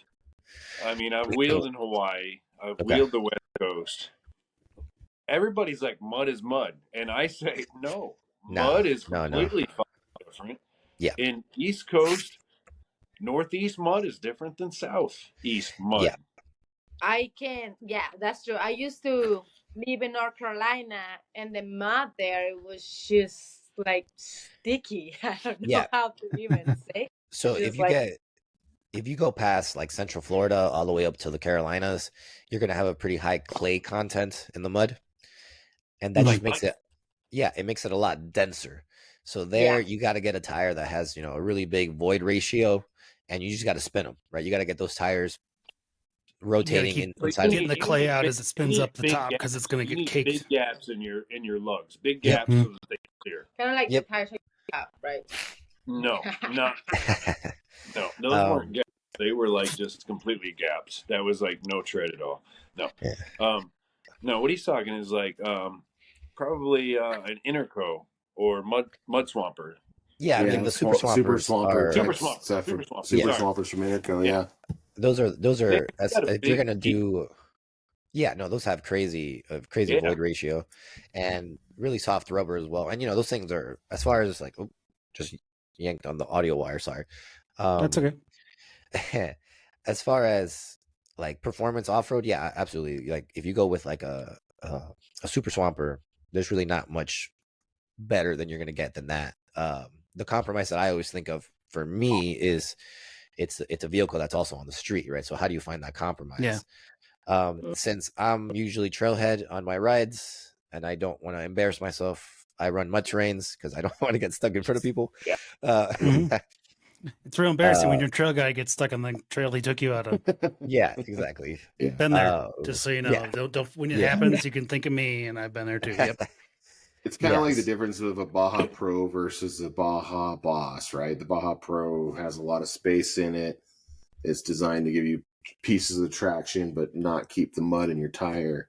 Right. Whereas you got the Baja Boss MT, it's more, it's still a mud terrain tire, but it's got a lot more siping, a lot more traction on it. It's got a lot of, but it can hold the mud a lot better too. So they're great for drag racing. But anyway, hey, Lino, you got a question here on the live, which is, what is the coldest it gets where you're at? We get about 2 or 3 days in February usually that it'll drop down into the 40s, and that's about it. Okay, so if you couldn't hear it, Lino says coldest where he's at is he gets down into 40s, maybe 1 to 2 days a year. Yeah, that's about it. Keep in mind, guys, he's at the very edge of Florida, almost to the Keys. Yep. Yeah, essentially we're. And then this is just a comment, but I mean, Lino can confirm. Somebody's pretty concerned. They said Florida mud has alligators. So, man, believe it or Seriously, not, is that a big issue for you? So, Not for me, that's like a comment from somebody. It's a legitimate concern that I have whenever I'm out there. For one reason, and it's because I'll put on a what do you call it, like that rubber suit, like with the shoulder straps and the boots that are kind of like built into like the a dumb gator. waiter. Mm-hmm. Yeah, like to wade into the water. And man, there's sometimes that I'm waist hip deep, and sometimes I can't see what's at the bottom, right? I try to always kind of like stay on the edge, like kind of like towards the edge of where the water starts getting shallow. But I mean, I would be very surprised if there's a gator in an area that's that trafficked, right? That has it's it's a piece of the trail that's cut out for somebody to drive on, but you never know. And in fact, there's a property out here it's primarily a hunting property called, like the song, Spirit of the Wild. And one time we were out there driving on a trail. We got to play. My uncle was driving his Land Cruiser in front of me, and I was behind him, and a gator basically like almost like cartoon skedaddled out of the trail and like jumped into the bushes. Oh boy. It was my aunt was not happy because he has my cousins were little at the time. They might have been like 5 and 7, and they were sitting in the back seat. So my aunt was not happy about that. But see, I'm not. And this here we have moose, and I'm not too worried about them coming after me as long as I leave them alone. Right. Yeah. And this is gonna sound. You're getting a lot of questions about alligators right now. Oh boy. So I'm gonna sound like the most Florida man ever choose, here. Jason. Yeah, we only do so much. One person is asking about the mud in general. They want to know, what do you cost to test the mud? As in like when I'm out on the trail to see what it's like. Yeah. Oh. How do you probe it?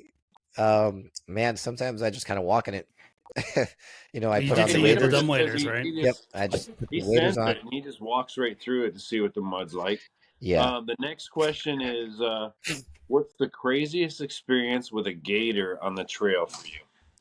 Man, that's what I was getting to, as far as like, I'm gonna sound like a Florida man, but man, gators are pretty easy going, unless the only time you don't want to be near them is kind of like end of the summer, because that's nesting season. That's when they got their nests. And it's actually really easy to tell if there's a nesting gator nearby, and this is not a joke, I promise. If you see the grass that borders like a body of water, and there's a spot where it's just flat, that's where mom was getting in and out of the water. And her nest is usually only a couple yards away from that. So if you're walking around in a swamp and you see a flat spot, keep a wide berth from that, because mom's somewhere and she's probably pretty close.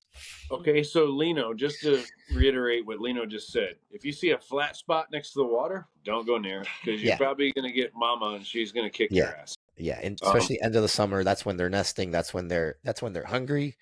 That's when they're tired, and that's when they're very, very protective. Rest of the year, man, like, I don't know. I'm not gonna underplay it. You obviously want to be responsible around the wildlife, but they're very easygoing. I've never had a scary thing. A pretty funny story though is one of my cousins. Now he's 18, but when we did this, he was maybe 9 or 10. We were around. There's this campsite that's around the lake, and it's full of gators, and he was insisting that he wanted to feed the gators. And I kept telling him, like, man, it's a bad idea. Then then they're not scared of us, and then we gotta then they might kill them. The rangers will have to kill them. And he's like, okay, but what if we get in the car, and then as we're driving away, I can throw a piece of food at him. So he was trying just to find the legal way around it, and safety man. as well. That's appreciate that. Mm-hmm. Okay, and Lino, the last question is actually a personal one. I lived in South Carolina for a little bit. You did? And yeah. The gators don't bother me. What do you do with the goddamn water moccasins, man? That's a good question. I've actually run into them. Yeah, they're nasty. Yeah. The good thing, it's essentially the water version of a rattlesnake. Oh, okay. It's a viper. It looks very similar. It's very cottonmouth. Kind of. Yeah, and they are pretty shit, and they'll chase your ass. Yeah, they're pretty aggressive. If they're in the mood, I think. As far as my experiences, actually, where I've run into them is not on the trail. It's been hiking, and one time, I was at a park that has an RC crawler, like rock pile. Oh, get that off there. There you go. Yeah, they can be pretty big. Damn, they're venomous. That's disgusting. Mm-hmm. So I am by no means a snake expert. The guys who I've talked to who are firefighters out in the Everglades. Yeah, see them from far away on TV. That's how I like them. But the firefighters that I've talked to about it, according to them, I have no evidence for this, but according to them, they say the majority of interactions are not going to end up in a bite, and almost always, because producing the venom is so taxing, right? It requires so much, let's say, effort from the snake. Almost all of the defense bites, like if you step on a snake and they bite you, from what they told me, it's what they call a dry bite. So they're actually not trying to poison you. Or, no shit. Okay. Yeah. Okay. Again, don't take it from me. Look it up. This is what the firefighters. This is the podcast, folks. We're not professional anything. No. So look it up. I am, and I'm telling you right now, I'm a professional snake person. Just stay the fuck away from them. Just stay away from them. Advice. He's been on the water his whole life. What the fuck do you know about snakes? I don't know, but I feel like that was like the ESPN version of somebody gave me that. Yeah, just that's the easiest way. That's the best remedy. Just don't. Lino agrees. Stay away. Okay, I just want to stop this for a minute and just give a shout out to La Huera Texas Jeep. So her Instagram is LA_WETA_ Texas Jeep. And Beatriz KKU, because they've been in the podcast with us the whole time. There's only that's two awesome. people Thank that you, are guys. watching us and listening to us. So thank you guys for the support and the love. It's a shout out for them. Thank you, bro. Nice. When we get down to Utah, I'm gonna hit you up. I don't know if you want to say their Instagrams correctly because they don't understand me through my Mexican. No, that's okay. KKU and the wedded Texas. Yeah. We'll add them to the show notes. There you go. We'll do that. Okay. Okay. So cool, man. I appreciate you taking all the live questions. This is brand new territory for us. So it's you're an experiment. I apologize. Makes for good content. It does. It makes for a good going show. well, though. I would say. I think I didn't realize. Maybe it's the half a bottle monkey we're shoulder. Taken over by alligators and snakes. They asked me, "What is this podcast about?" It's like off-roading.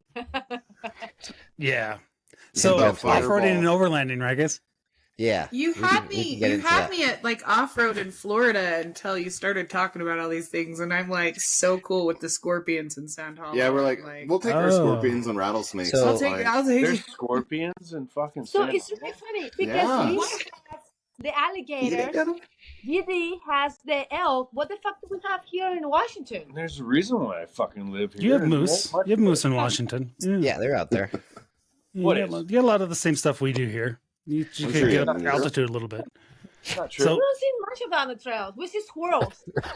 We have squirrels. We have snakes, but not in Western Washington. We have snakes, but they're harmless. You got to go to Eastern Washington, and then you get into the. That's when it's dry. That's when it's dry. Yeah. The part of Washington is dry. So, Lino, real quick, yes, sir. We kind of touched on it before with the overlanding piece of stuff. I know you guys, it's a lot of straight roads. So is the overlanding community thing a thing in Florida? Because it feels like it would just be a buggy, campy trip to me. So it depends on the season. I think actually right now we're in the best time of the year to be outside here. November to April, South Florida, you can get into May and June in Central Florida. It's tolerable to be outside as far as humidity and bugs and temperature. Okay. The the as far as overlanding, I think yes, it's a pretty strong community. Going back to there's Miami, primarily Hispanic city, Venezuelans, Colombians, the whole overland thing, which back in my day, as they say, we just called it car camping. It's really big over there. A lot of us still call it that. Right. So there's actually, and I did not come up with this. There's a guy named John Berkmeyer. He created what's called the Florida Adventure Trail, and it actually goes east to west on the north part of Florida. It's all back roads and dirt roads and trails. It's a couple hundred miles of that.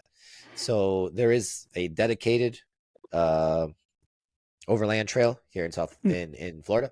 And actually, he texted me maybe like a month ago before the holidays, because he was telling me that he had the majority of the southern section planned out, and he wanted me to help him scout. So hopefully eventually we can go Keys to all the way to the Panhandle, all back roads and country roads and dirt roads and trails. That's awesome. That's there's a couple of groups out this way, and I can't remember. There's a backcountry discovery routes that they're doing out here west. There's a lot of, you can drive north to south in Colorado and never touch pavement. So except for gas. That's kind of the whole point of the overland thing, right? That's what it's supposed to be. Right. Yeah. So Lino, if you one time we ever are able to go and visit like Florida as a group, like the Trailhead podcast, would you take us on a tour? Yeah. I mean, if you guys are in South Florida, I'll be happy to take you guys out. We have my Ranger, and we have my wife's Christmas present, which is an Armada that's going to get lifted and get some tires on it and a winch and the whole thing. So yeah, I'll be happy to take you guys out. Motherfucking Ranger? I do. Ranger? I do. We started by talking about the fact you don't need the giant Jeep out there. You don't need that to get through that. Yeah, it's That's really awesome. So eventually I would It's like to build. overlanding. Yeah, for us, it's the majority of people that come on rides with us, it's their primary vehicle that they're taking out there. So it's much milder. My primary vehicle. It's on 42s. Right. I think it's drive that motherfucker. I'm hoping that it's a short commute, right? It's not a long distance. Yeah. So do you have a rooftop tent on the Ranger? Or do you have all the fixings for the overland group, or you just? I have a top roof tent. If you want, I can sell it to you. Send it all the way to Florida. Okay, we can talk about that off air. Okay. So actually, I was very anti rooftop tent for a while, just because it's kind of like, have you guys seen Game of Thrones, the show? Yeah. Okay, so I don't know. It's a weird hang up that I have, that when somebody is really, really into something, when they're talking to me about it, I immediately don't want to do it. And just like with Game of Thrones, where I told someone that I hadn't watched it, and they're like, "Oh my god, what do you mean you haven't seen this? Is the best show ever." And at that point I decided, I'm not watching the show. Dude, you and I are kind of the same that way. Like when someone tries too hard to talk me into something, I immediately turned off. Right, it's like, it can't be this good. It cannot be this good. It's impossible. Like when everyone used to love Seinfeld in the 90s when I was a kid, I was like, no. I'm not with you guys. I didn't like it till I got older. Too, like Friends too. I'm like, no, I'm not into Friends, whatever. Now I watch Seinfeld every freaking chance I get. Yeah, we're making our way through Curb Your Enthusiasm, which is so good. That guy's a freaking genius. We just started that. Yeah, it's worth it. That show's worth it. But back to the rooftop tent.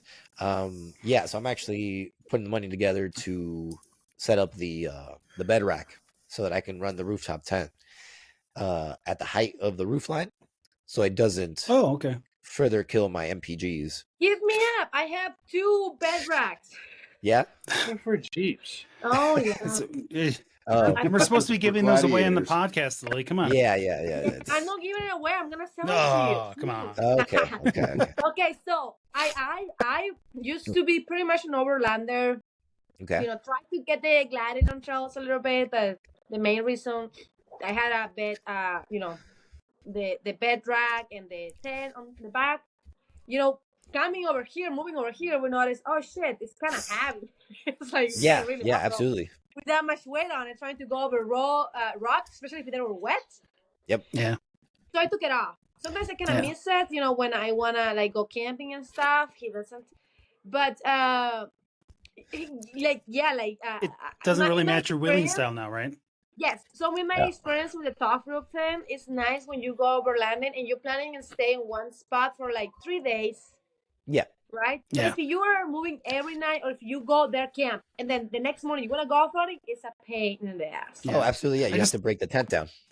Yeah. Yeah. I mean, it takes you fast to put it back together, but you have stuff inside the tent. You have your clothes, you have anything in there. So it's like, it takes more time. So Absolutely. No, that's definitely a you guys con. are talking about right now at all. I refer to it as the grocery basket, and she just got pissed off at me. what are you talking about? But it's. I never put anything on the grocery basket. We were talking about the one on top of my roof. I think it's a good. It's a good example of getting talked into, or looking at Instagram for what you think you want. We've talked before about I got a TJ and I brought it here from Chicago and it was rusty, and the guy I was talking with, kind of asked me, "What do you want to do with it?" And I'm like, "Well, I don't know, rock crawl, I guess." And he put a 4-inch lift on it and 33-inch tires, and it wasn't fun to drive anymore because it's not my style of wheeling. I like not the daily driver per se, but the 35 is kind of that midline, so I can get home and do the whole thing from both ends. But I think a lot of people get sucked into what they see then that's what they need. Yeah, 100%. Well, actually, the funny thing is when I put the bed rack on my glider in the top rope tent, there was no much of it out there. But now I see a lot of gliders. Oh, they look like mine used to look like.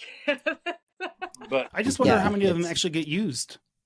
I know, Very right? little, man. Very little. Man, there was so many clones of my Gladiator with the old bed rack that I had on it. Like they mostly came out of Florida, oddly enough. But there was like a lot of clones of my Jeep coming out of Florida with bronze wheels, Gator truck with the rack, the sport rack I used to have. And yeah, well, and like what's the saying? Copying is the sincerest form of flattery, right? And it's tough because going back to what we were saying, as there's the gap of knowledge between people that know and people that don't know has always existed. Now we have the internet, which is amazing if you know what questions to ask. Yeah, and that's the problem, correct. right? Yeah.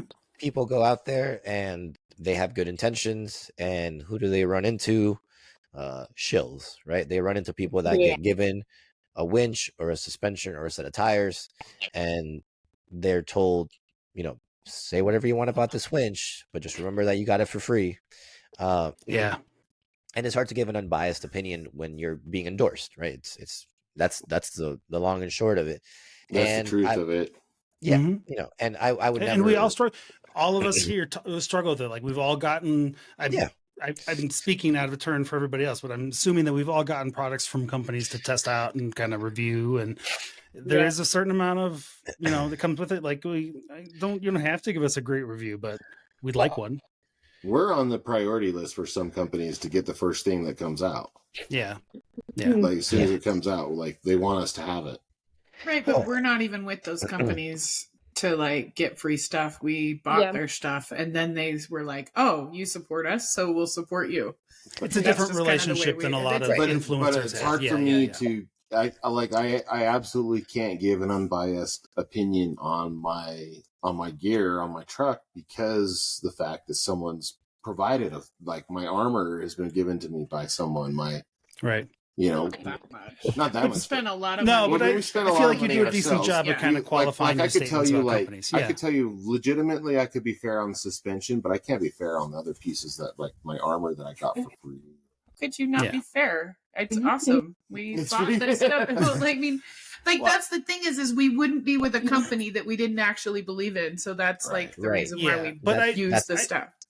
So, and I think, we spend a ton of money on Motobill before we started working with them, and now we work with them.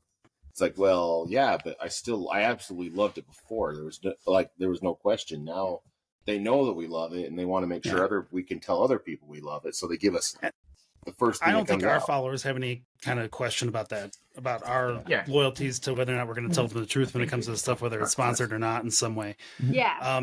I think just in general, there's a lot of it. There's a lot of companies that the first thing they do is they just start reaching out to everybody who's got 10,000 followers or more. Like, we'll send you a free thing if you post a free thing about, or post a thing about it. And there's a lot of that without context. Go ahead, Lily. Right. There's a difference, though. For example, because there's some companies out there that are good for people that don't do like that hardcore off-roading. They do that kind of the overlanding, right? And then, for example, my Gladiator has some stuff like that is like, okay, it works good for now, it is good, but eventually, if you keep off-roading this way, you're gonna have to change to a different brand. That type of stuff, right?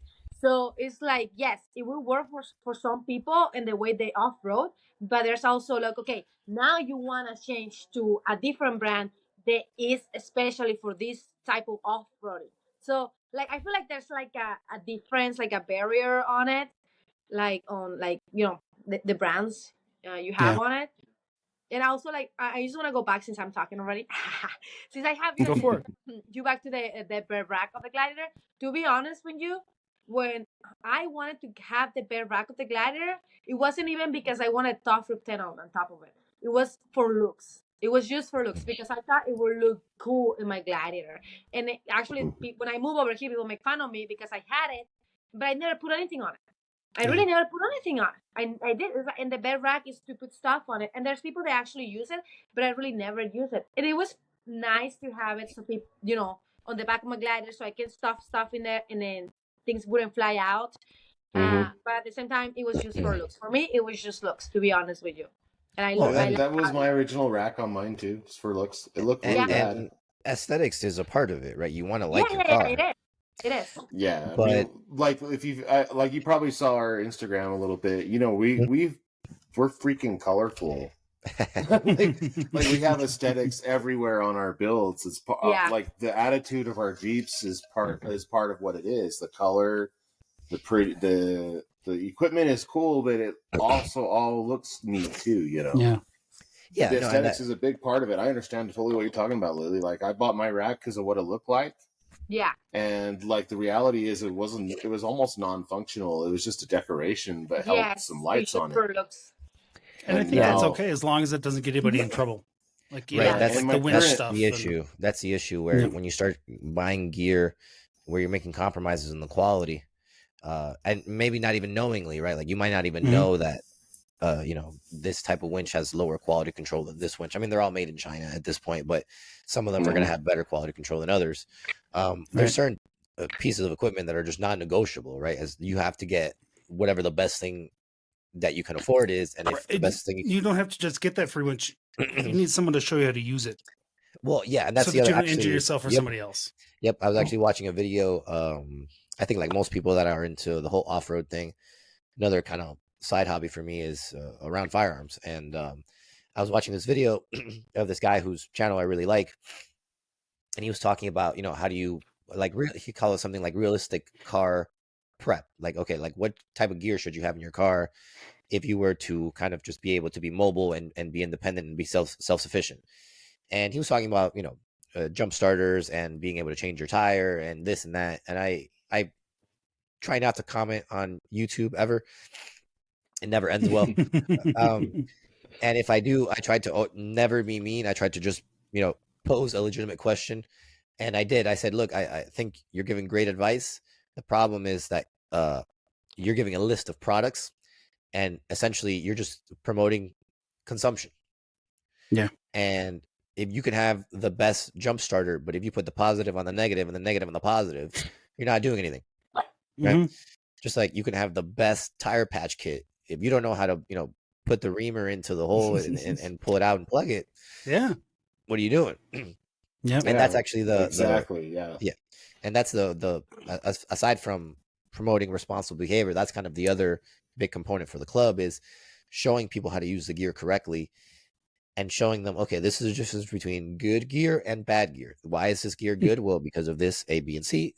Why is this gear bad? A, B, and C. Sorry. And showing them how to use it correctly. Right. Man, it's very scary sometimes. And you know, you see it on Instagram all the time.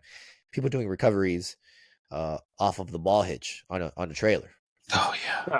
You know, and there was this guy, I think it was a couple years ago, the guy that got killed. Right, the guy was trying to do a recovery and it flew through the window and it killed him. He makes the rounds on a regular basis. Yeah. And but look, if you are, someone who has not like a job where you're not out on the field dealing with, vehicles and equipment, and you have disposable income and you buy yourself an off-road truck, you don't know any better, right? It's like going back to that setting people up for success, right?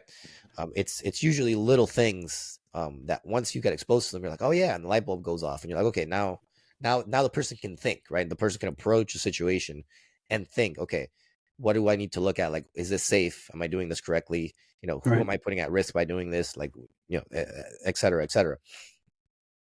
Yeah. Awesome. Well, it's kind of the whole concept. Experience comes the minute after you needed it. Right. Yeah.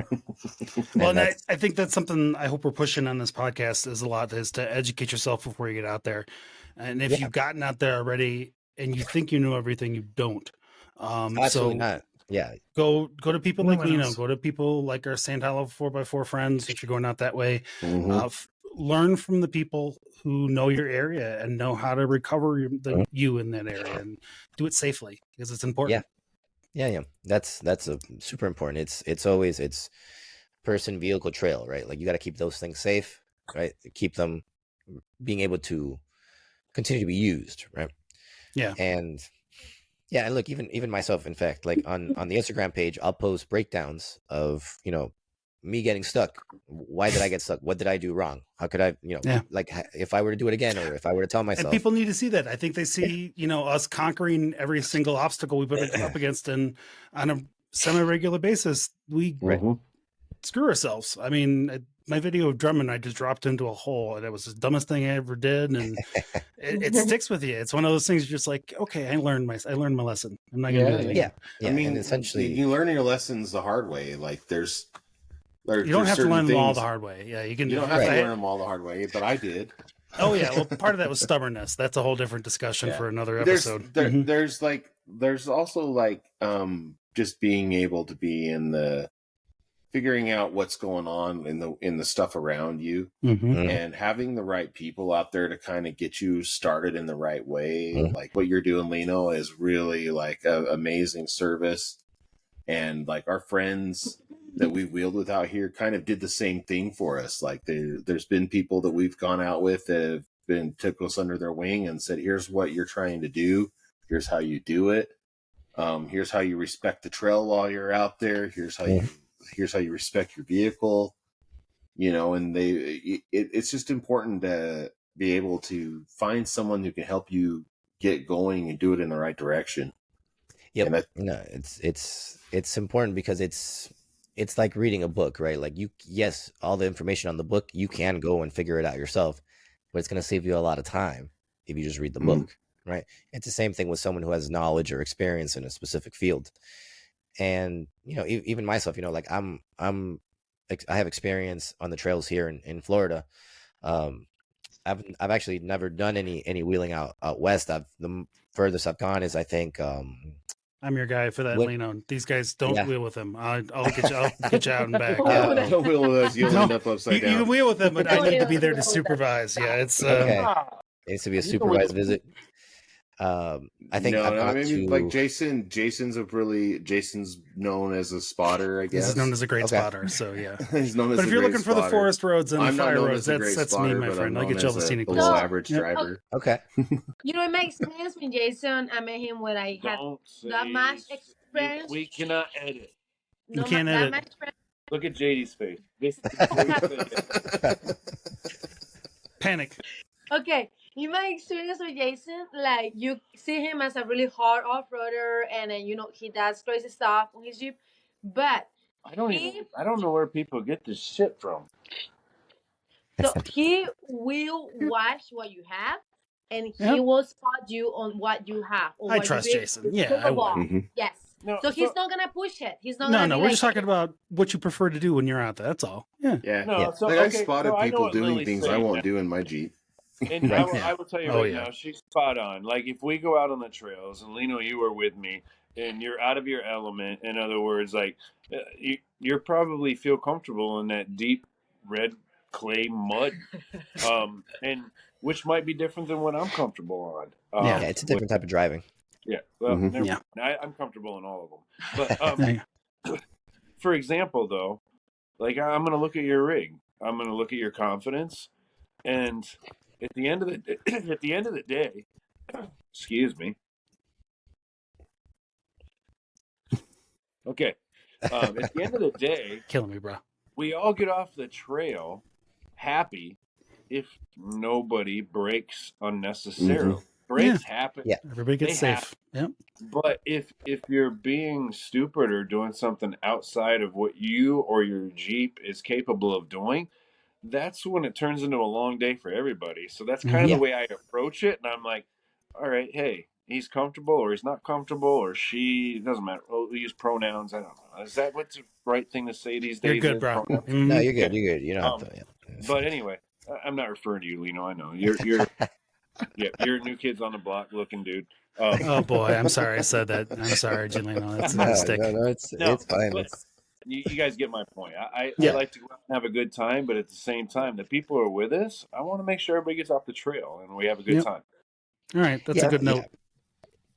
That's a good note because we've burned a couple hours here of everybody's time, so we should probably start to wind it down. Not true. Not true. Sure. Only an hour and 20 minutes. I don't. That our clock doesn't say that is true, but that's okay. It's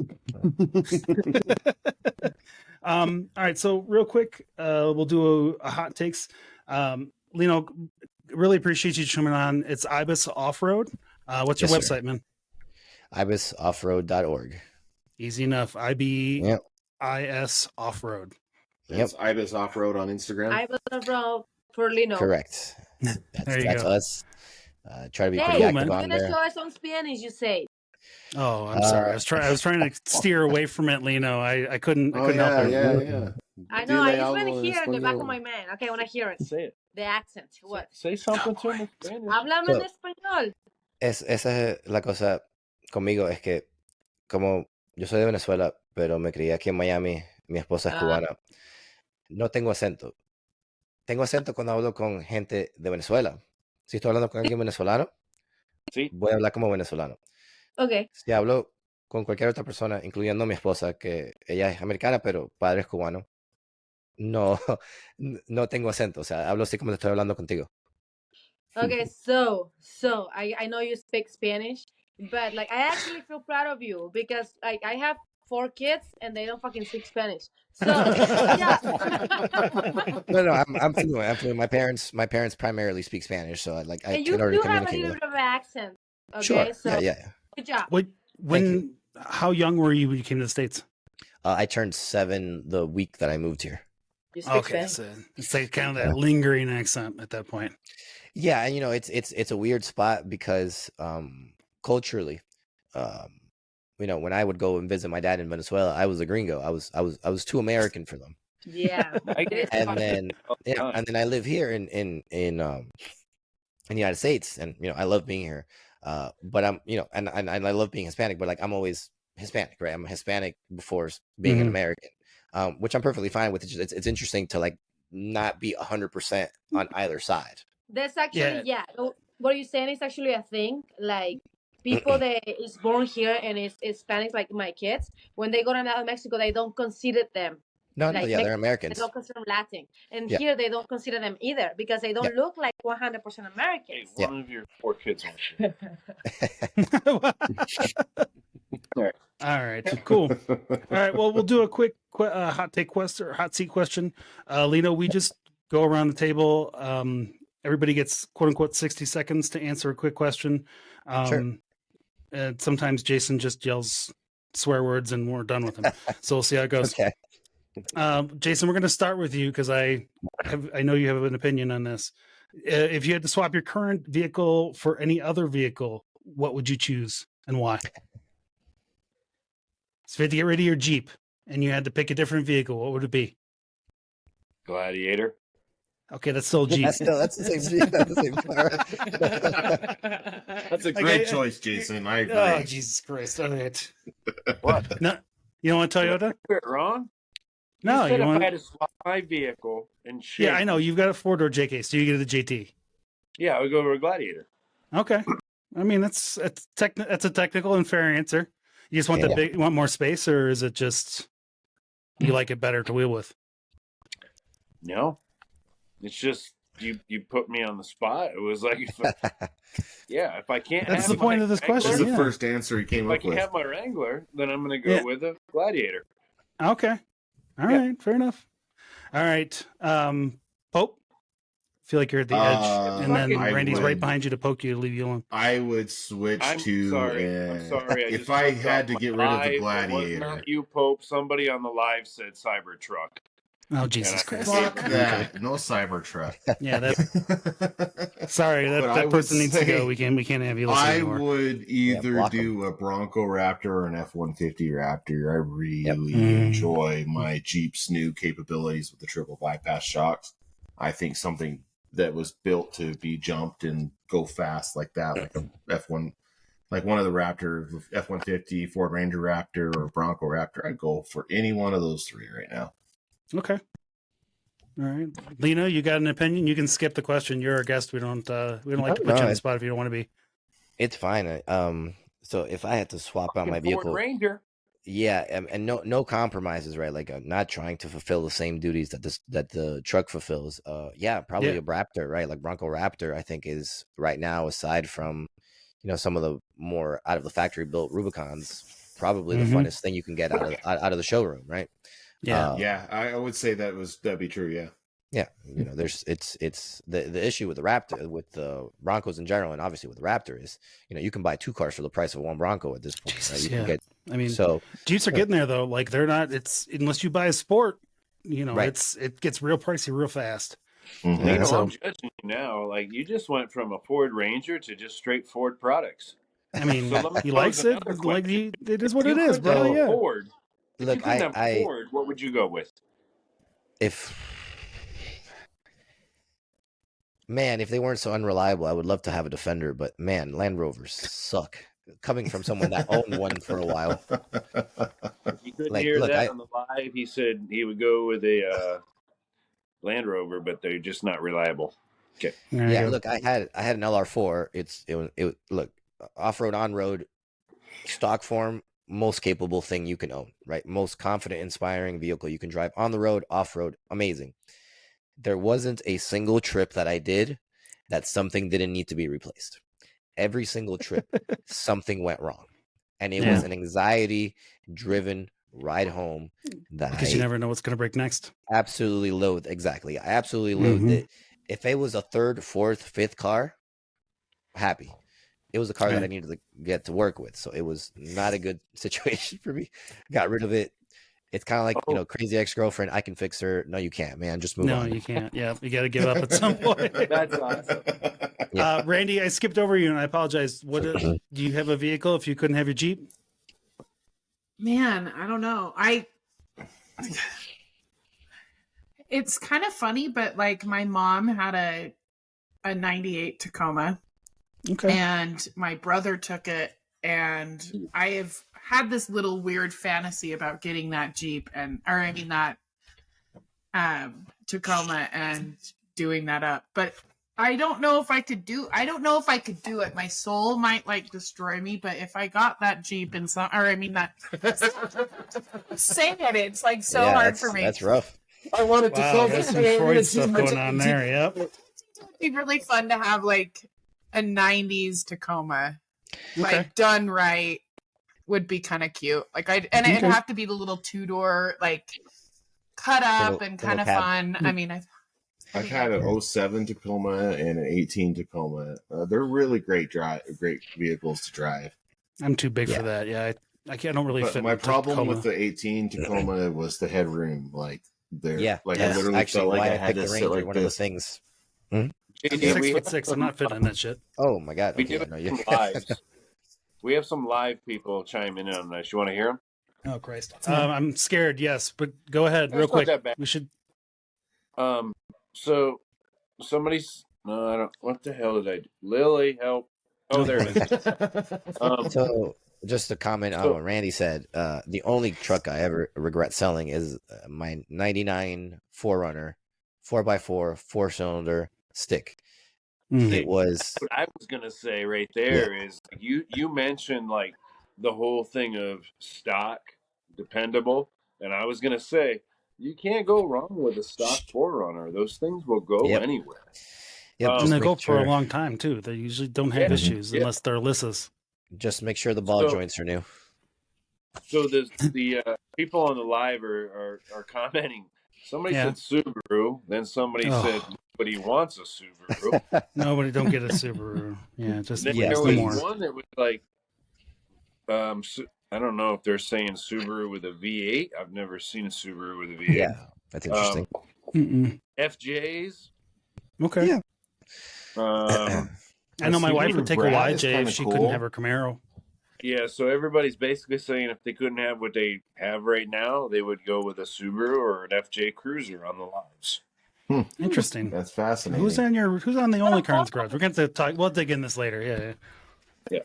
Everybody likes the FJ Cruiser until they sit inside of one, and you realize you can't see forward, backwards, or sideways. I love the look of them, but there's no visibility in them whatsoever. No, it's a chamber. It's a cavern. It's not. Mm-hmm. Yeah, it's not confidence inducing. It's like a bunker. Yeah. Subaru Justy. Like if you get stuck in that, you can just pick it up by yourself and turn it around. And it's all wheel drive. Like, just rock it out of the rut. Yeah. It's awesome. All right. Well, my answer on that's going to be probably the Raptor Bronco. I did sit in one. I do enjoy them. I kind of like the newer Ford interiors. I didn't like them for a long time. Wait, what? Yeah, the new Ford interiors are so You say nice. Bronco? Yeah, I actually like the Broncos. To be fair, I have not driven it off road, but keep in mind, I do a different style of wheeling than you. No. No, go ahead. No. Lily's going to tell us about how she hates Toyotas. No, okay, Toyotas. That's not a fucking Toyota. You're talking about Ford Bronco. I know. Ford Bronco. Okay, JD, I'm gonna have to come to your house and clean you off and do a clean. That's fine. Yeah, I need it. Wash your brain. Needs an exorcism here. Yes, it's fine. So don't say that again, live. Okay. All right. Okay. I will Keep it inside you. I'll keep that shit to myself now. From yeah. JD, Keep it inside you, JD. I was actually, no, I agree with you. I was inside in the Raptor Bronco. I think it was a Raptor. It's not the regular one. I want the Raptor. I want the power, but I need more space. I'm a big dude. All right. It was upside down, but I thought the interior was nice. Hey, JD, if you want a nice interior, hit us up. Join Only Cars Garage. We'll send you some seats. Oh, there we go. Okay, there you heard it here. There you go. Again, we don't care. Shameless self-promotion. IbisOffroad.org, excuse me. Yep. IbisOffroad. We'll do the shameless plugs all day long. So awesome. All right, cool guys. Well, we should get out of here. It's late for us, and I'm sure our listeners are tired. So, all right, everybody. Lino, if you want to hang around for just a second, I'm gonna hit. Yeah, cool. And everybody, thanks so much, Randy, Pope, Lily, Jason, everybody live. Appreciate you all. Thanks so much. We'll do this again. See you next week. No. I hear Pope. Oh shit! Wait, I'm sorry. I almost forgot. We have to have Let me our get the damn tequila. final taker, our parting shot. Lino. Yes, sir. Do you drink? I know you're a personal trainer. I do, but I don't do it very often. Don't. Yeah, this is not something we prepare our guests for. So, Lino, I will drink for you. Okay. He has no problem with that. Yeah. No All right. problems at all. This is Jason's parting shot. Thank you very much. You all have a good week. Cheers. See ya. Cheers. Hey, Merry Christmas and a Happy New Year. Merry Christmas and Happy New Year, everybody. Happy New Year. Cheers, everyone. Happy New Year. It's getting better. It's getting easier to do that. All right. Sparkle Donkey out. All right, guys. Have a good night. All right. Good night. Good night, guys. Good How the night. fuck do we get out of here? See ya.